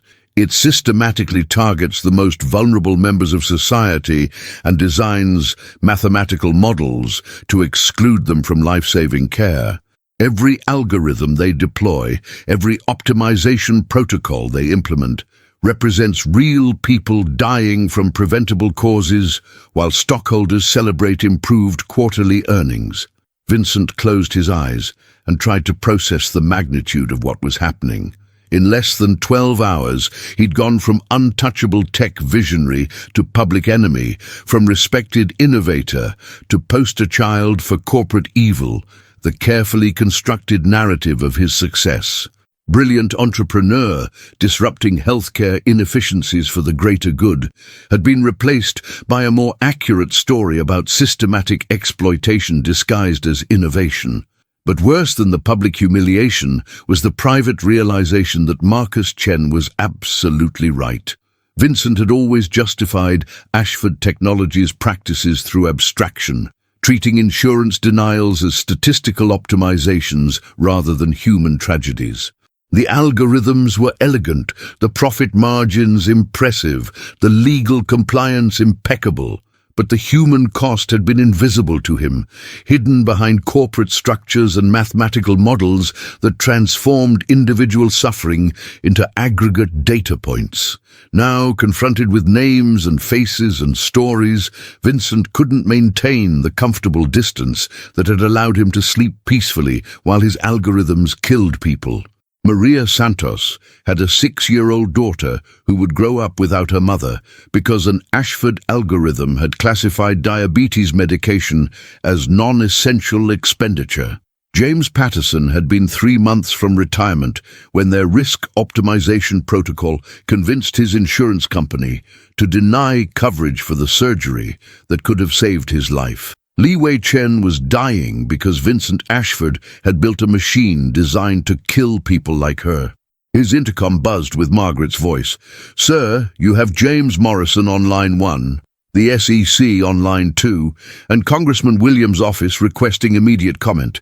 Your 10 a.m. board meeting has been moved up to 9 a.m. and—" Her voice broke slightly.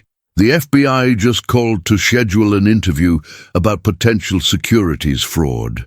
Vincent stared out his office window at the Seattle skyline, watching the city wake up to news of his disgrace. In coffee shops and subway cars, people were reading about his crimes while sipping beverages that cost more than minimum wage workers earned per hour. The comfortable distance between his world and theirs had been permanently collapsed by a 19-year-old who understood that information was indeed power, and that power without conscience was simply organized cruelty. For the first time in his adult life, Vincent Ashford felt genuinely ashamed. The emotion was foreign and uncomfortable, like trying to wear clothes that had shrunk beyond recognition. He'd spent 2 decades insulated from the consequences of his business decisions by layers of corporate structure, legal protection, and simple physical distance from the people his algorithms affected.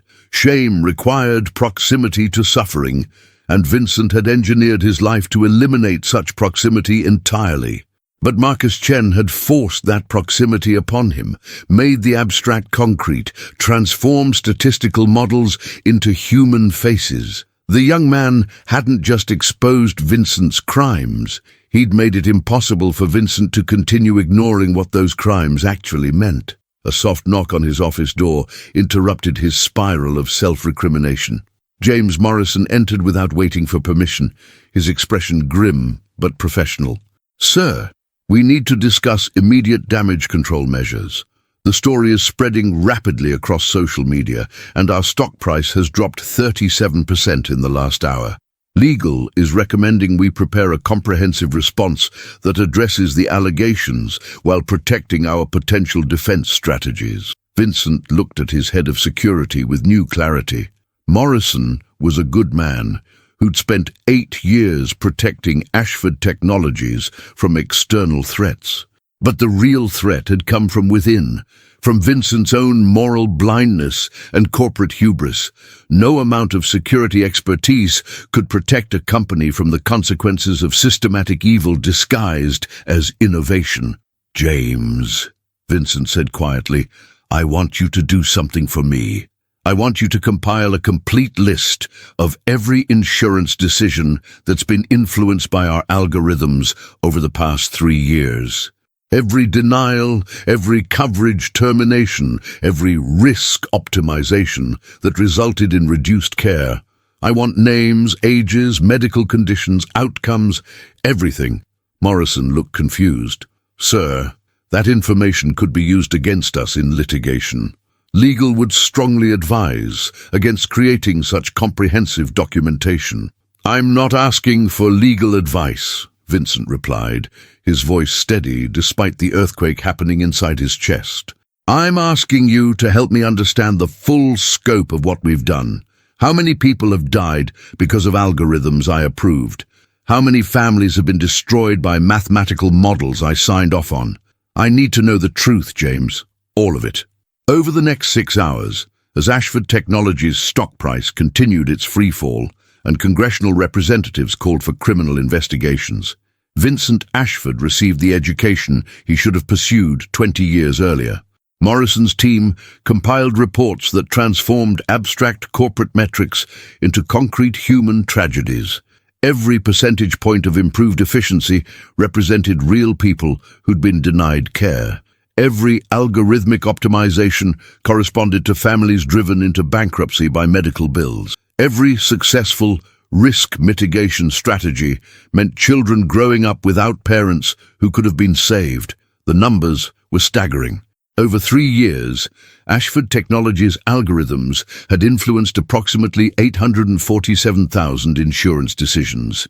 Of those, roughly 340,000 had resulted in denied or reduced coverage for medical care. The statistical model suggested that between 1,200 and 1,800 people had died from preventable causes that could be directly attributed to insurance decisions informed by Ashford algorithms. Vincent stared at the reports until the numbers burned themselves into his retinal memory. 1,800 people.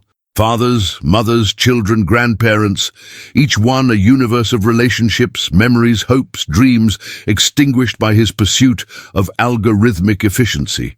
He'd built a machine for transforming human life into corporate profit, and it had worked exactly as designed. But the report that broke him completely was the personal file Morrison had compiled on Marcus Chen and his family.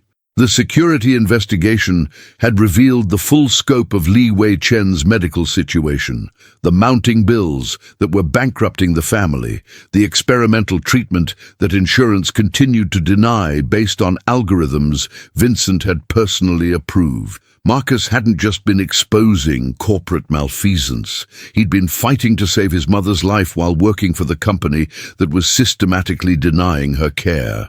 The cosmic cruelty of it was breathtaking.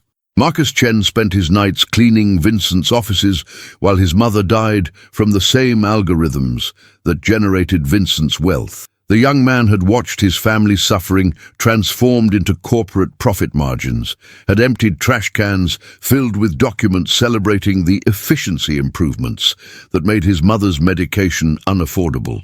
And still, somehow, Marcus had found the strength to fight back. At 3 p.m., as protesters began gathering outside Ashford Technologies' headquarters with signs demanding justice for algorithm victims, Vincent made a decision that surprised everyone, including himself. He called Li Wei Chen. The number was listed in Marcus's employee file, and Vincent dialed it with trembling fingers, unsure what he could possibly say to the woman whose death sentence he'd effectively signed. The phone rang 3 times before a weak voice answered. "Hello? Mrs. Chen, this is Vincent Ashford. I'm calling because—" Vincent's voice caught in his throat as he tried to form words that could somehow bridge the vast gulf between his culpability and her suffering. There was a long silence on the other end of the line. When Li Wei Chen finally spoke, her voice carried the exhausted patience of someone who'd learned not to expect justice but had never quite abandoned hope. "Mr. Ashford, I wondered if this day would come. My son has been working very hard to make sure you understood the consequences of your algorithms. Mrs. Chen, I want you to know that I'm going to fix this. The experimental treatment you need, the medication, everything. I'm going to make sure you get the care you deserve." Another silence, longer this time.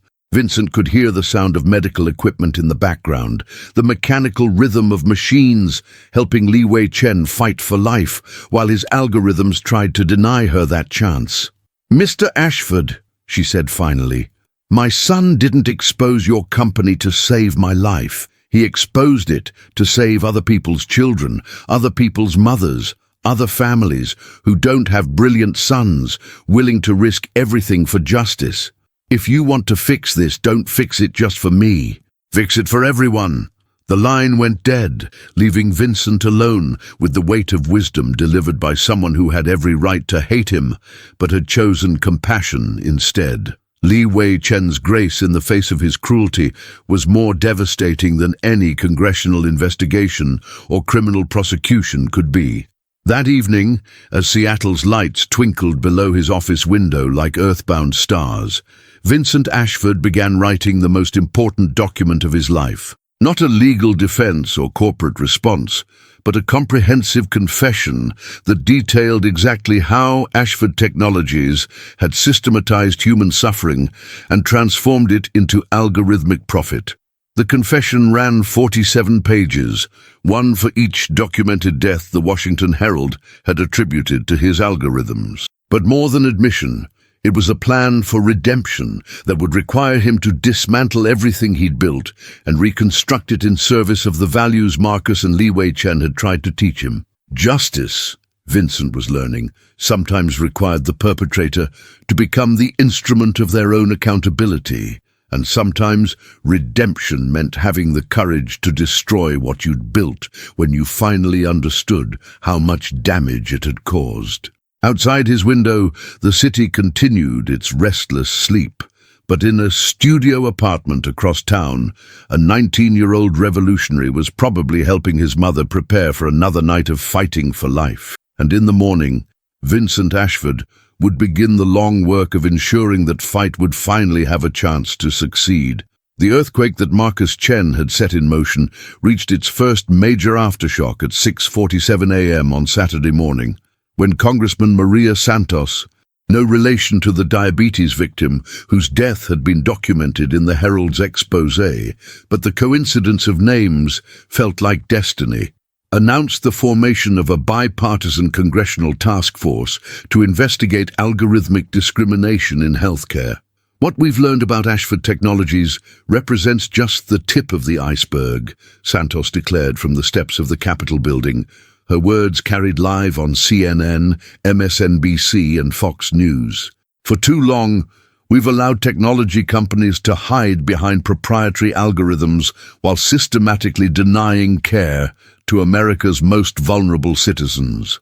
This investigation will shine light into every corner of this industry and hold accountable every company that has profited from human suffering. The announcement triggered a cascade of consequences that rippled outward like waves from a stone thrown into still water. Within hours, the attorneys general of 17 states had announced their own investigations into algorithmic bias in insurance decisions. The Department of Justice issued a statement confirming that federal prosecutors were reviewing all available evidence regarding potential securities fraud and civil rights violations.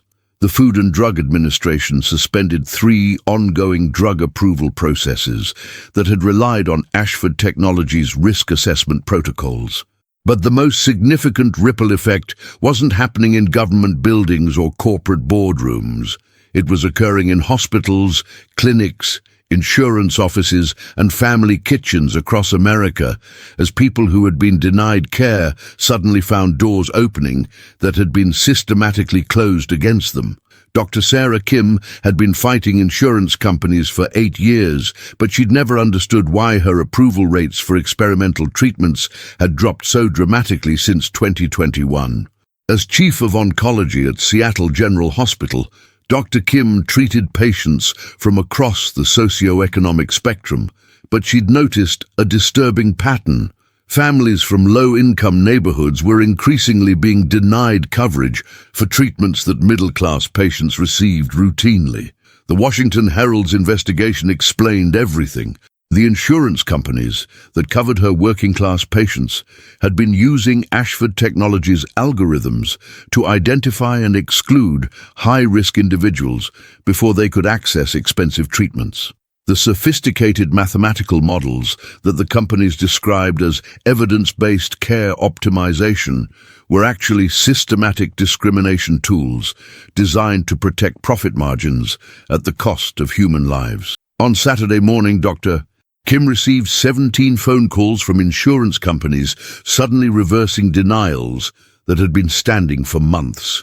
Experimental cancer treatments that had been deemed investigational were abruptly reclassified as medically necessary. Medications that had been rejected as cost-prohibitive were approved with expedited authorization. The algorithmic machinery that had been denying care was suddenly, desperately, trying to appear reasonable and compassionate. Among the reversals was Li Wei Chen's application for experimental immunotherapy treatment. The same insurance company that had denied her claim 6 times over 8 months approved it within 24 hours of the Herald's publication with a carefully worded letter expressing regret for administrative delays in processing Mrs. Chen's application. When Marcus received the call from Dr. Kim's office, confirming his mother's treatment approval, he was sitting in Elena Vasquez's apartment, helping coordinate interview requests from congressional representatives, federal prosecutors, and international media outlets. The irony wasn't lost on him. He was being hailed as a hero for exposing corporate malfeasance while his mother lay dying from the same system he'd spent months documenting. "They approved it," he told Elena, his voice hollow with exhaustion and disbelief. "Full coverage for the experimental treatment, starting Monday." Elena looked up from her laptop, where she was drafting follow-up articles about the investigation's expanding scope. "That's incredible news, Marcus. Your mother is going to get the care she needs." "Is she?" Marcus asked, staring out Elena's window at the city below. "Or are they just trying to make the bad publicity go away by fixing the most visible case? What happens to all the other Li Wei Chens when the news cycle moves on and people stop paying attention?" It was a question that haunted Marcus even as he celebrated his personal victory. The insurance approval felt simultaneously like vindication and capitulation, proof that his mother's care had always been available but had been deliberately withheld for algorithmic reasons that had nothing to do with medical necessity or resource constraints. But Elena's phone had been ringing constantly with calls from families whose own insurance denials were being mysteriously reversed in the wake of the investigation. Parents whose children's autism therapies had been approved after months of rejections. Cancer patients whose experimental treatments were suddenly deemed medically necessary. Diabetics whose insulin coverage was restored with apologetic letters about processing errors. The pattern was clear. Insurance companies were scrambling to distance themselves from Ashford Technologies' algorithms by reversing the most obvious examples of discriminatory denials. It was damage control masquerading as corporate conscience, but the net effect was that real people were getting real care that could save real lives. The ripple effects extended far beyond individual insurance decisions. By Sunday morning, 3 major healthcare technology companies had announced voluntary suspensions of algorithmic risk assessment tools while they conducted comprehensive ethical reviews of their deployment protocols. The National Association of Insurance Commissioners issued emergency guidance requiring member companies to disclose any use of third-party algorithms in coverage decisions. Medical schools across the country began developing new curricula focused on algorithmic bias and healthcare equity. But perhaps the most significant change was happening in the invisible spaces where power had always operated without oversight or accountability. Corporate executives who had spent years treating poor people as data points to be optimized were suddenly forced to confront the human consequences of their mathematical models. Board meetings that had once celebrated efficiency improvements were now dominated by discussions of legal liability and reputational damage. Vincent Ashford's 47-page confession, released to the media on Sunday evening, accelerated these institutional changes beyond anything congressional investigations or regulatory pressure could have achieved. The document was remarkable not just for its comprehensiveness, but for its tone of genuine remorse and detailed plans for systemic reform. I have spent 20 years building a company that transformed human suffering into algorithmic profit, Ashford wrote in the confession's opening paragraph.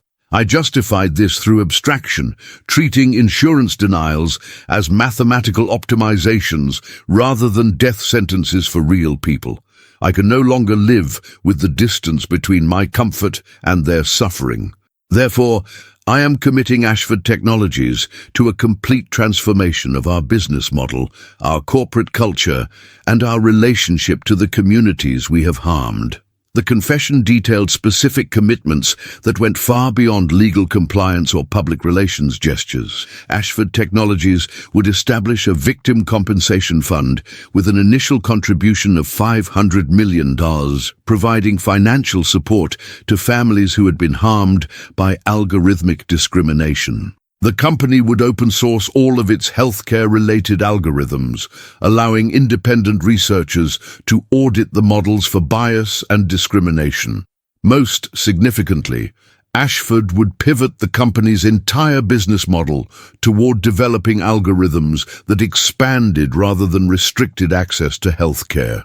We will use our technological capabilities to identify underserved populations and connect them with care rather than exclude them from it, the confession continued. We will develop algorithms that flag potential discrimination rather than implement it. We will treat healthcare access as a human right rather than a market commodity, and we will measure our success by lives saved rather than costs avoided. The announcement sent shockwaves through the healthcare technology industry. If Vincent Ashford, the poster child for algorithmic efficiency and profit optimization, could acknowledge the fundamental immorality of his business model, what did that mean for the dozens of other companies operating similar systems? How could executives continue justifying practices that even their most successful practitioner had denounced as systematic evil? The ripple effects reached international markets as well. European regulators, who had been monitoring American healthcare algorithms with growing concern, announced accelerated timelines for algorithmic accountability legislation. The World Health Organization established a special commission to develop global standards for ethical deployment of artificial intelligence in healthcare decisions. Technology conferences that had once celebrated algorithmic innovation began hosting panels on bias mitigation and social responsibility. But the most profound changes were happening in places that would never make headlines or generate press releases. In neighborhood clinics, where doctors finally understood why their treatment recommendations had been systematically overruled by insurance algorithms. In family kitchens, where parents who had exhausted their appeals finally received approval for their children's medications. In hospital rooms, where patients who had been preparing for death suddenly found hope again. Marcus Chen received hundreds of messages from people whose lives had been directly changed by his decision to expose Ashford Technologies. Parents whose children's rare disease treatments had been approved. Cancer patients whose experimental therapies were suddenly available. Diabetics whose insulin coverage had been restored. Each message represented a life saved, a family preserved, a future made possible by algorithmic justice rather than algorithmic discrimination. Among the most moving was a letter from James Patterson's widow, whose husband had died 6 months earlier after being denied heart surgery based on Ashford's risk assessment protocols. "My husband is gone, and nothing can bring him back," Susan Patterson wrote. but knowing that other families won't have to watch their loved ones die from preventable causes, knowing that James's death contributed to saving other lives, that gives his suffering meaning. Thank you for having the courage to make his story matter. The letter captured something essential about the ripple effects Marcus had unleashed. Individual tragedies that had seemed random and isolated were revealed as part of a systematic pattern that could be disrupted, challenged, and ultimately transformed.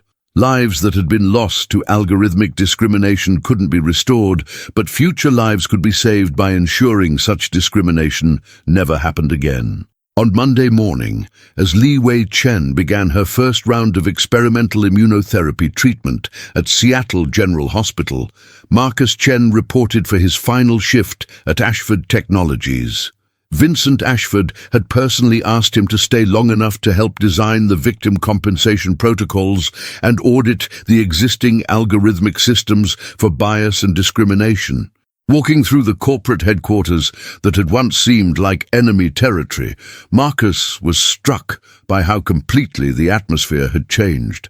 The motivational posters about innovation and disruption had been replaced with mission statements about equity and social responsibility. Employees who had once moved through the corridors with casual confidence now seemed subdued, uncertain, grappling with the realization that their technical expertise had been deployed in service of systematic cruelty. But the most significant change was in Vincent Ashford himself. The billionaire who had once radiated untouchable confidence now moved with the careful humility of someone who understood that wealth without wisdom was simply organized damage. When he spoke to Marcus about the compensation fund and algorithmic auditing process, his tone carried genuine respect for the young man who had forced him to confront the human cost of his corporate empire. "I want you to know," Ashford said during their first planning meeting, "that I understand what you've sacrificed to make this possible. You risked everything, your job, your safety, your family's financial security, to hold us accountable for what we'd become. I can never adequately compensate you for that courage, but I can make sure it leads to permanent change." Marcus looked across the conference table at the man whose algorithms had nearly killed his mother, whose corporate culture had treated human suffering as acceptable collateral damage in the pursuit of profit. 6 months earlier, Vincent Ashford had been an untouchable billionaire, insulated from the consequences of his business decisions. Now he was a humbled executive, grappling with the weight of systematic evil he'd created and committed to dismantling. "The compensation isn't for me," Marcus replied. "It's for the families who lost people to your algorithms. The permanent change isn't for my benefit. It's for all the future Li Wei Chens who deserve access to life-saving care, regardless of what some computer program says about their economic value." The ripple effect that Marcus Chen had initiated would continue expanding long after the news cameras moved on to other stories. Insurance companies would continue reversing discriminatory denials. Technology companies would continue auditing their algorithms for bias. Regulatory agencies would continue developing oversight mechanisms for artificial intelligence in healthcare.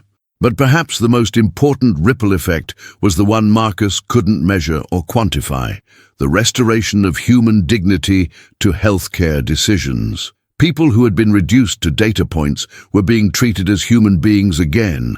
Families who had been systematically excluded from care were finding doors opening that had been closed against them. The algorithmic machinery that had transformed suffering into profit was being rewired to transform technology into compassion. Justice, Marcus had learned, wasn't just about punishment or accountability. It was about ensuring that systems designed to harm people were transformed into systems designed to help them. It was about making sure that tragedy led to truth, that suffering generated wisdom, that individual courage could create collective change. The revolution would continue rippling outward, one reverse denial at a time, one saved life at a time, one family at a time. And in the center of those expanding circles, a 19-year-old janitor had proven that invisible people could become visible forces for justice when they possessed the courage to document truth and the determination to share it with the world. 3 years later, the invitation arrived on cream-colored paper, with embossed lettering that whispered of understated elegance and institutional gravitas. Marcus Chen held it carefully in his hands, still slightly calloused from his years of night-shift labor, but now bearing the telltale ink stains of someone who spent more time coding than cleaning. The Board of Trustees of the Chen Institute for Algorithmic Justice cordially invites you to attend the 3rd Annual Symposium on Ethical Technology in Healthcare. Keynote address, From Invisible to Essential, The Personal Journey of Systemic Change, by Marcus Chen, founder and executive director. Marcus smiled as he read his own name, remembering the teenager who had emptied trash cans in corporate offices while his mother fought for her life against algorithms designed to deny her care. That young man had possessed nothing but determination, a laptop full of evidence, and an unshakable belief that truth could overcome even the most sophisticated systems of institutional oppression. The transformation hadn't happened overnight. The 3 years since the Washington Herald's expose had been filled with congressional hearings, federal investigations, civil lawsuits, and the painstaking work of rebuilding corporate cultures that had treated human suffering as acceptable collateral damage. But the changes had been real, measurable, and permanent in ways that Marcus had barely dared to hope for during those dark months of documentation and surveillance. The Chen Institute itself was perhaps the most visible symbol of how completely the landscape had shifted. Funded primarily by Vincent Ashford's Victim Compensation Fund and housed in a renovated building in Seattle's South End, the Institute had become the premier research center for identifying and eliminating algorithmic bias in healthcare systems. The staff of 47 researchers, advocates, and policy specialists, one for each person whose death the Herald had initially documented, worked to ensure that technology served human dignity rather than corporate profit. Marcus's office occupied the top floor of the building, with windows that overlooked the neighborhood where he'd grown up. From his desk, he could see the community clinic where his mother now worked part-time as a patient advocate, helping other families navigate insurance systems that were slowly but steadily becoming more humane. Li Wei Chen's experimental treatment had been successful beyond anyone's expectations, not just saving her life, but restoring her strength and vitality in ways that doctors had called miraculous. But Li Wei's recovery was just one data point in a larger pattern of transformation that the Institute tracked with the same methodical precision Marcus had once applied to documenting corporate crimes. The Algorithmic Accountability Act, passed 18 months after the Ashford scandal broke, had created federal oversight mechanisms that required all healthcare AI systems to undergo bias testing before deployment. Insurance companies now faced mandatory audits of their coverage decisions, with significant financial penalties for patterns of discriminatory denial. The human impact was measurable and profound. The Institute's annual report documented a 67% reduction in healthcare access disparities since the implementation of algorithmic oversight protocols. Insurance approval rates for experimental treatments had increased by 45% across all demographic groups, with the most significant improvements occurring in communities that had been most heavily targeted by discriminatory algorithms. But the numbers, impressive as they were, couldn't capture the qualitative changes that Marcus witnessed daily in his work. Healthcare had begun to remember its fundamental purpose, healing rather than profit optimization. The clinical detachment that had allowed medical professionals to implement discriminatory protocols had been replaced by a renewed commitment to treating each patient as an individual rather than a risk calculation. The symposium that Marcus was preparing to address represented the culmination of these changes, Over 3 days, the Chen Institute would host researchers, policymakers, healthcare providers, and technology developers from around the world to share best practices for ensuring that artificial intelligence served human welfare rather than corporate interests. The keynote address would be delivered in the Institute's main auditorium, a space named in honor of Maria Santos, James Patterson, and the 45 other people whose deaths had been documented in the original Herald investigation. Marcus spent the morning before his speech visiting his mother at the community clinic where she worked.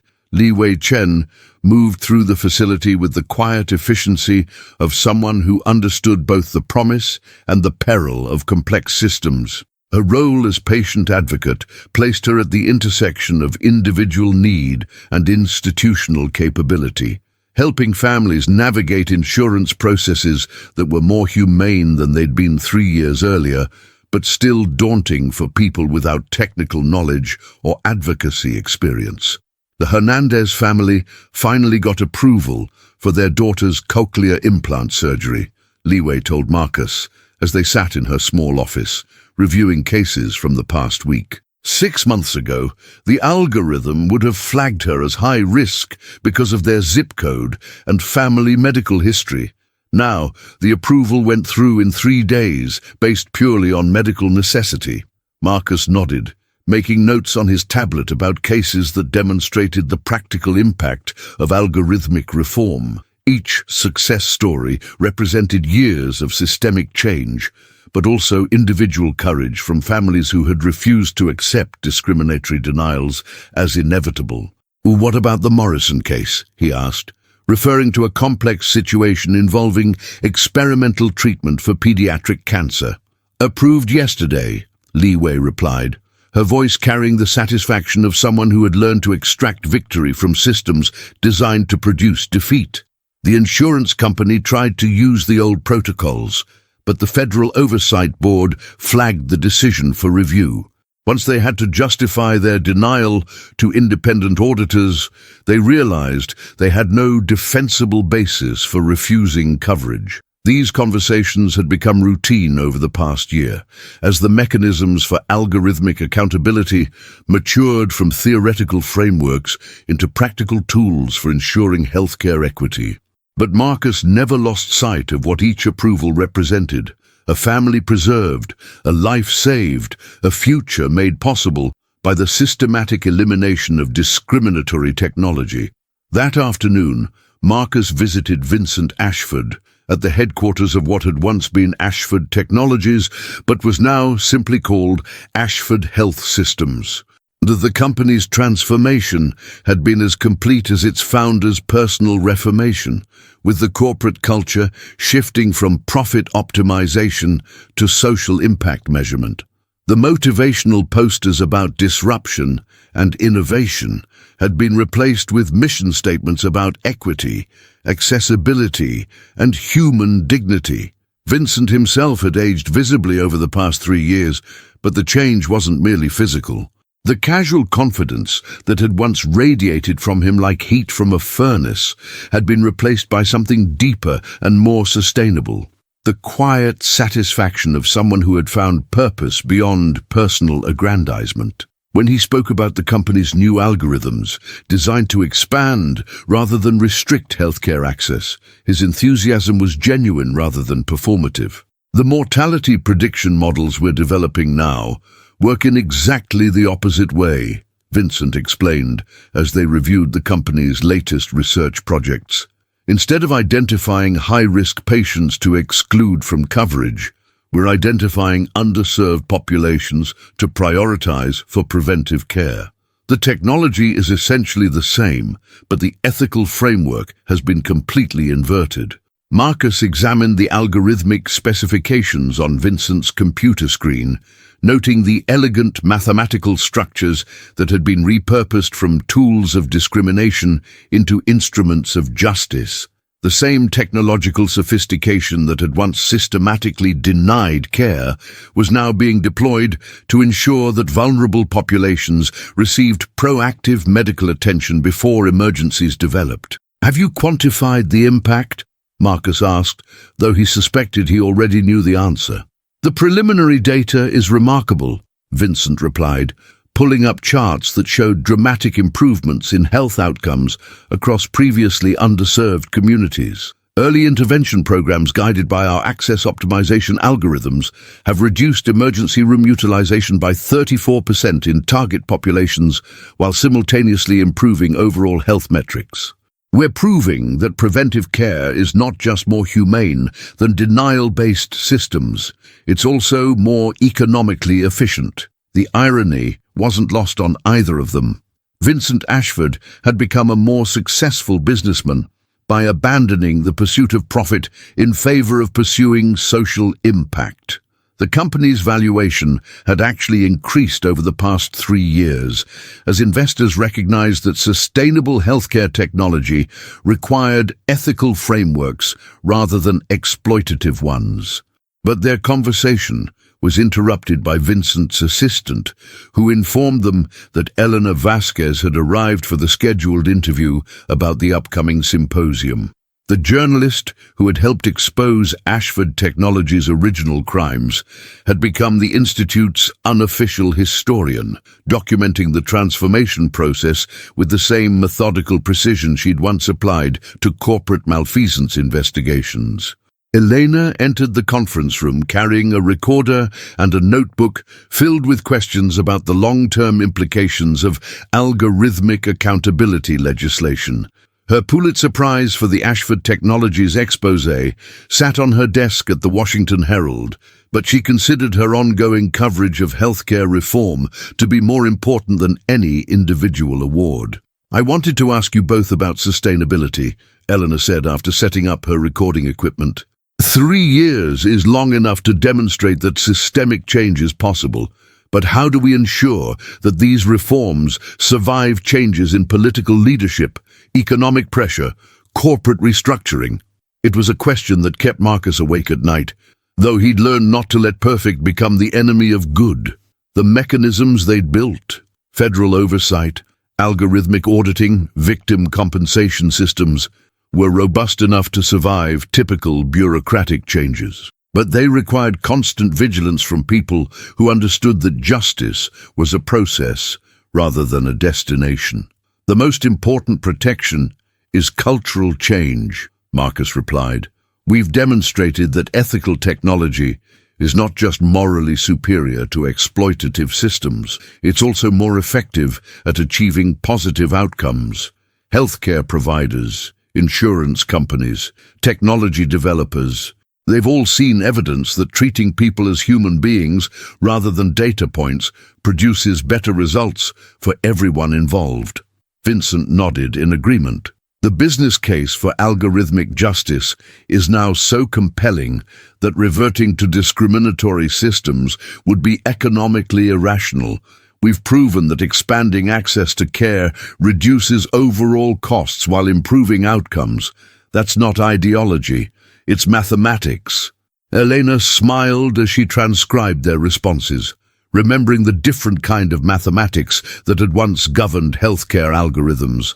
The transformation from mortality optimization to access optimization represented more than just technical modification.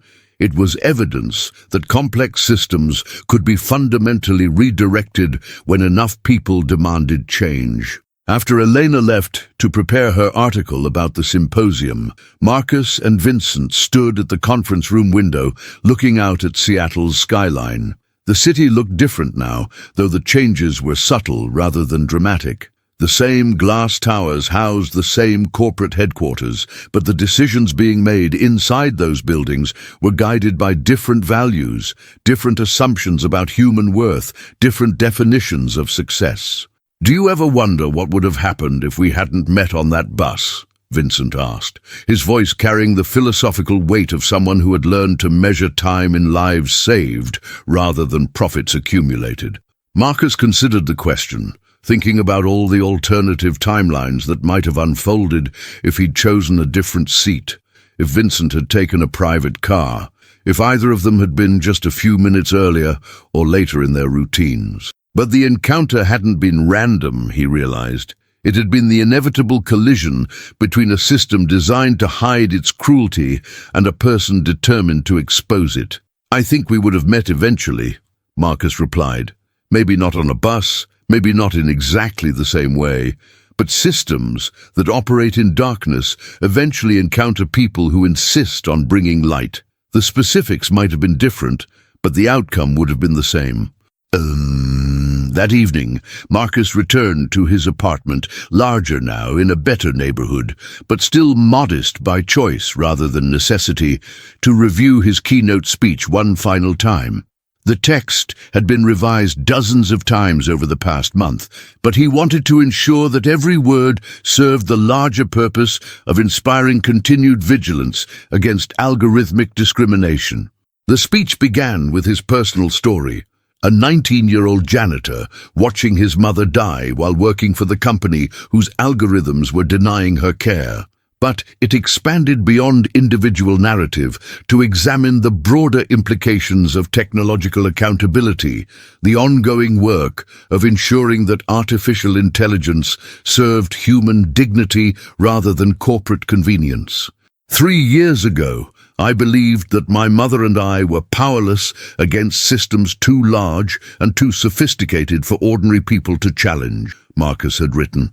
I've learned that powerlessness is often just another word for invisibility, and that the most effective way to become powerful is to help other people become visible.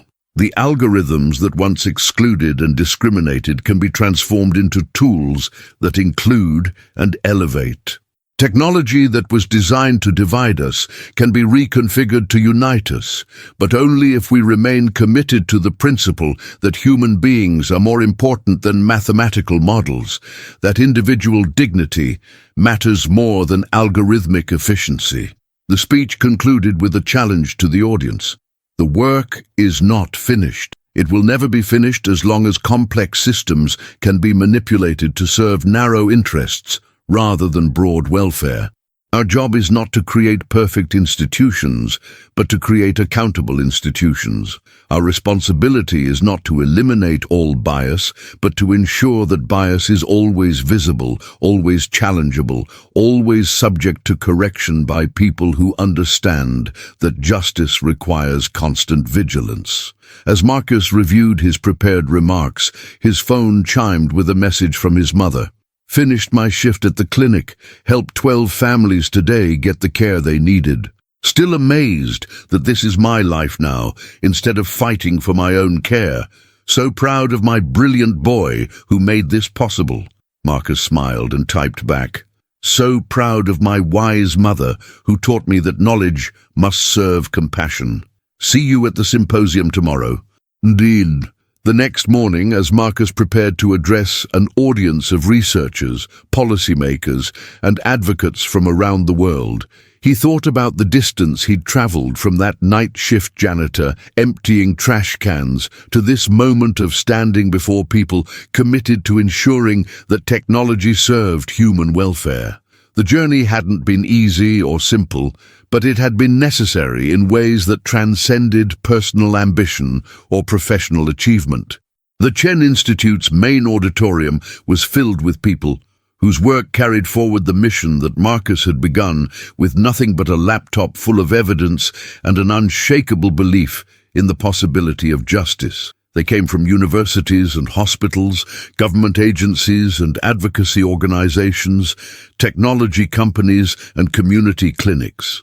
But they shared a common understanding that algorithmic accountability was not a technical problem to be solved, but an ongoing commitment to be maintained. As Marcus stepped up to the podium, looking out at faces that represented the global community of people working to ensure that artificial intelligence served human dignity, he was struck by how completely the conversation had shifted. 3 years earlier, discussions about algorithmic bias had been academic exercises conducted by specialists for specialists. Now, they were practical conversations about implementation, oversight, and continuous improvement conducted by people whose daily work involved protecting vulnerable populations from technological discrimination. When I first started documenting the algorithms that were denying my mother health care, Marcus began, his voice carrying clearly through the auditorium's sound system, I thought I was fighting for one family against one company. I've learned that I was actually fighting for the principle that human beings deserve to be treated as human beings, regardless of what computer programs might suggest about their economic value or social utility.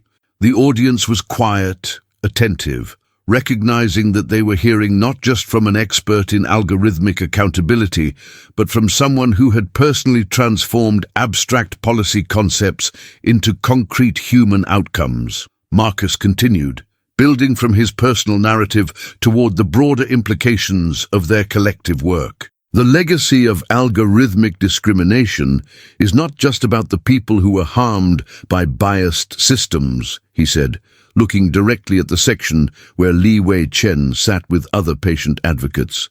It's about what we learned about the possibility of changing systems that seem too large and too powerful to be influenced by ordinary people.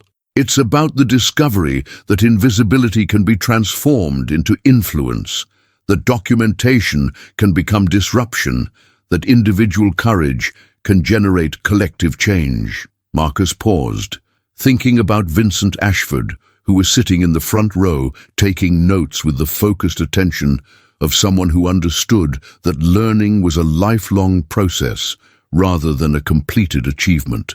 The billionaire who had once built algorithms designed to exclude people from healthcare was now developing systems designed to ensure that everyone received the care they needed. But perhaps the most important legacy, Marcus continued, is the understanding that justice is not a destination but a direction. We will never create perfect systems, eliminate all bias, or solve every problem.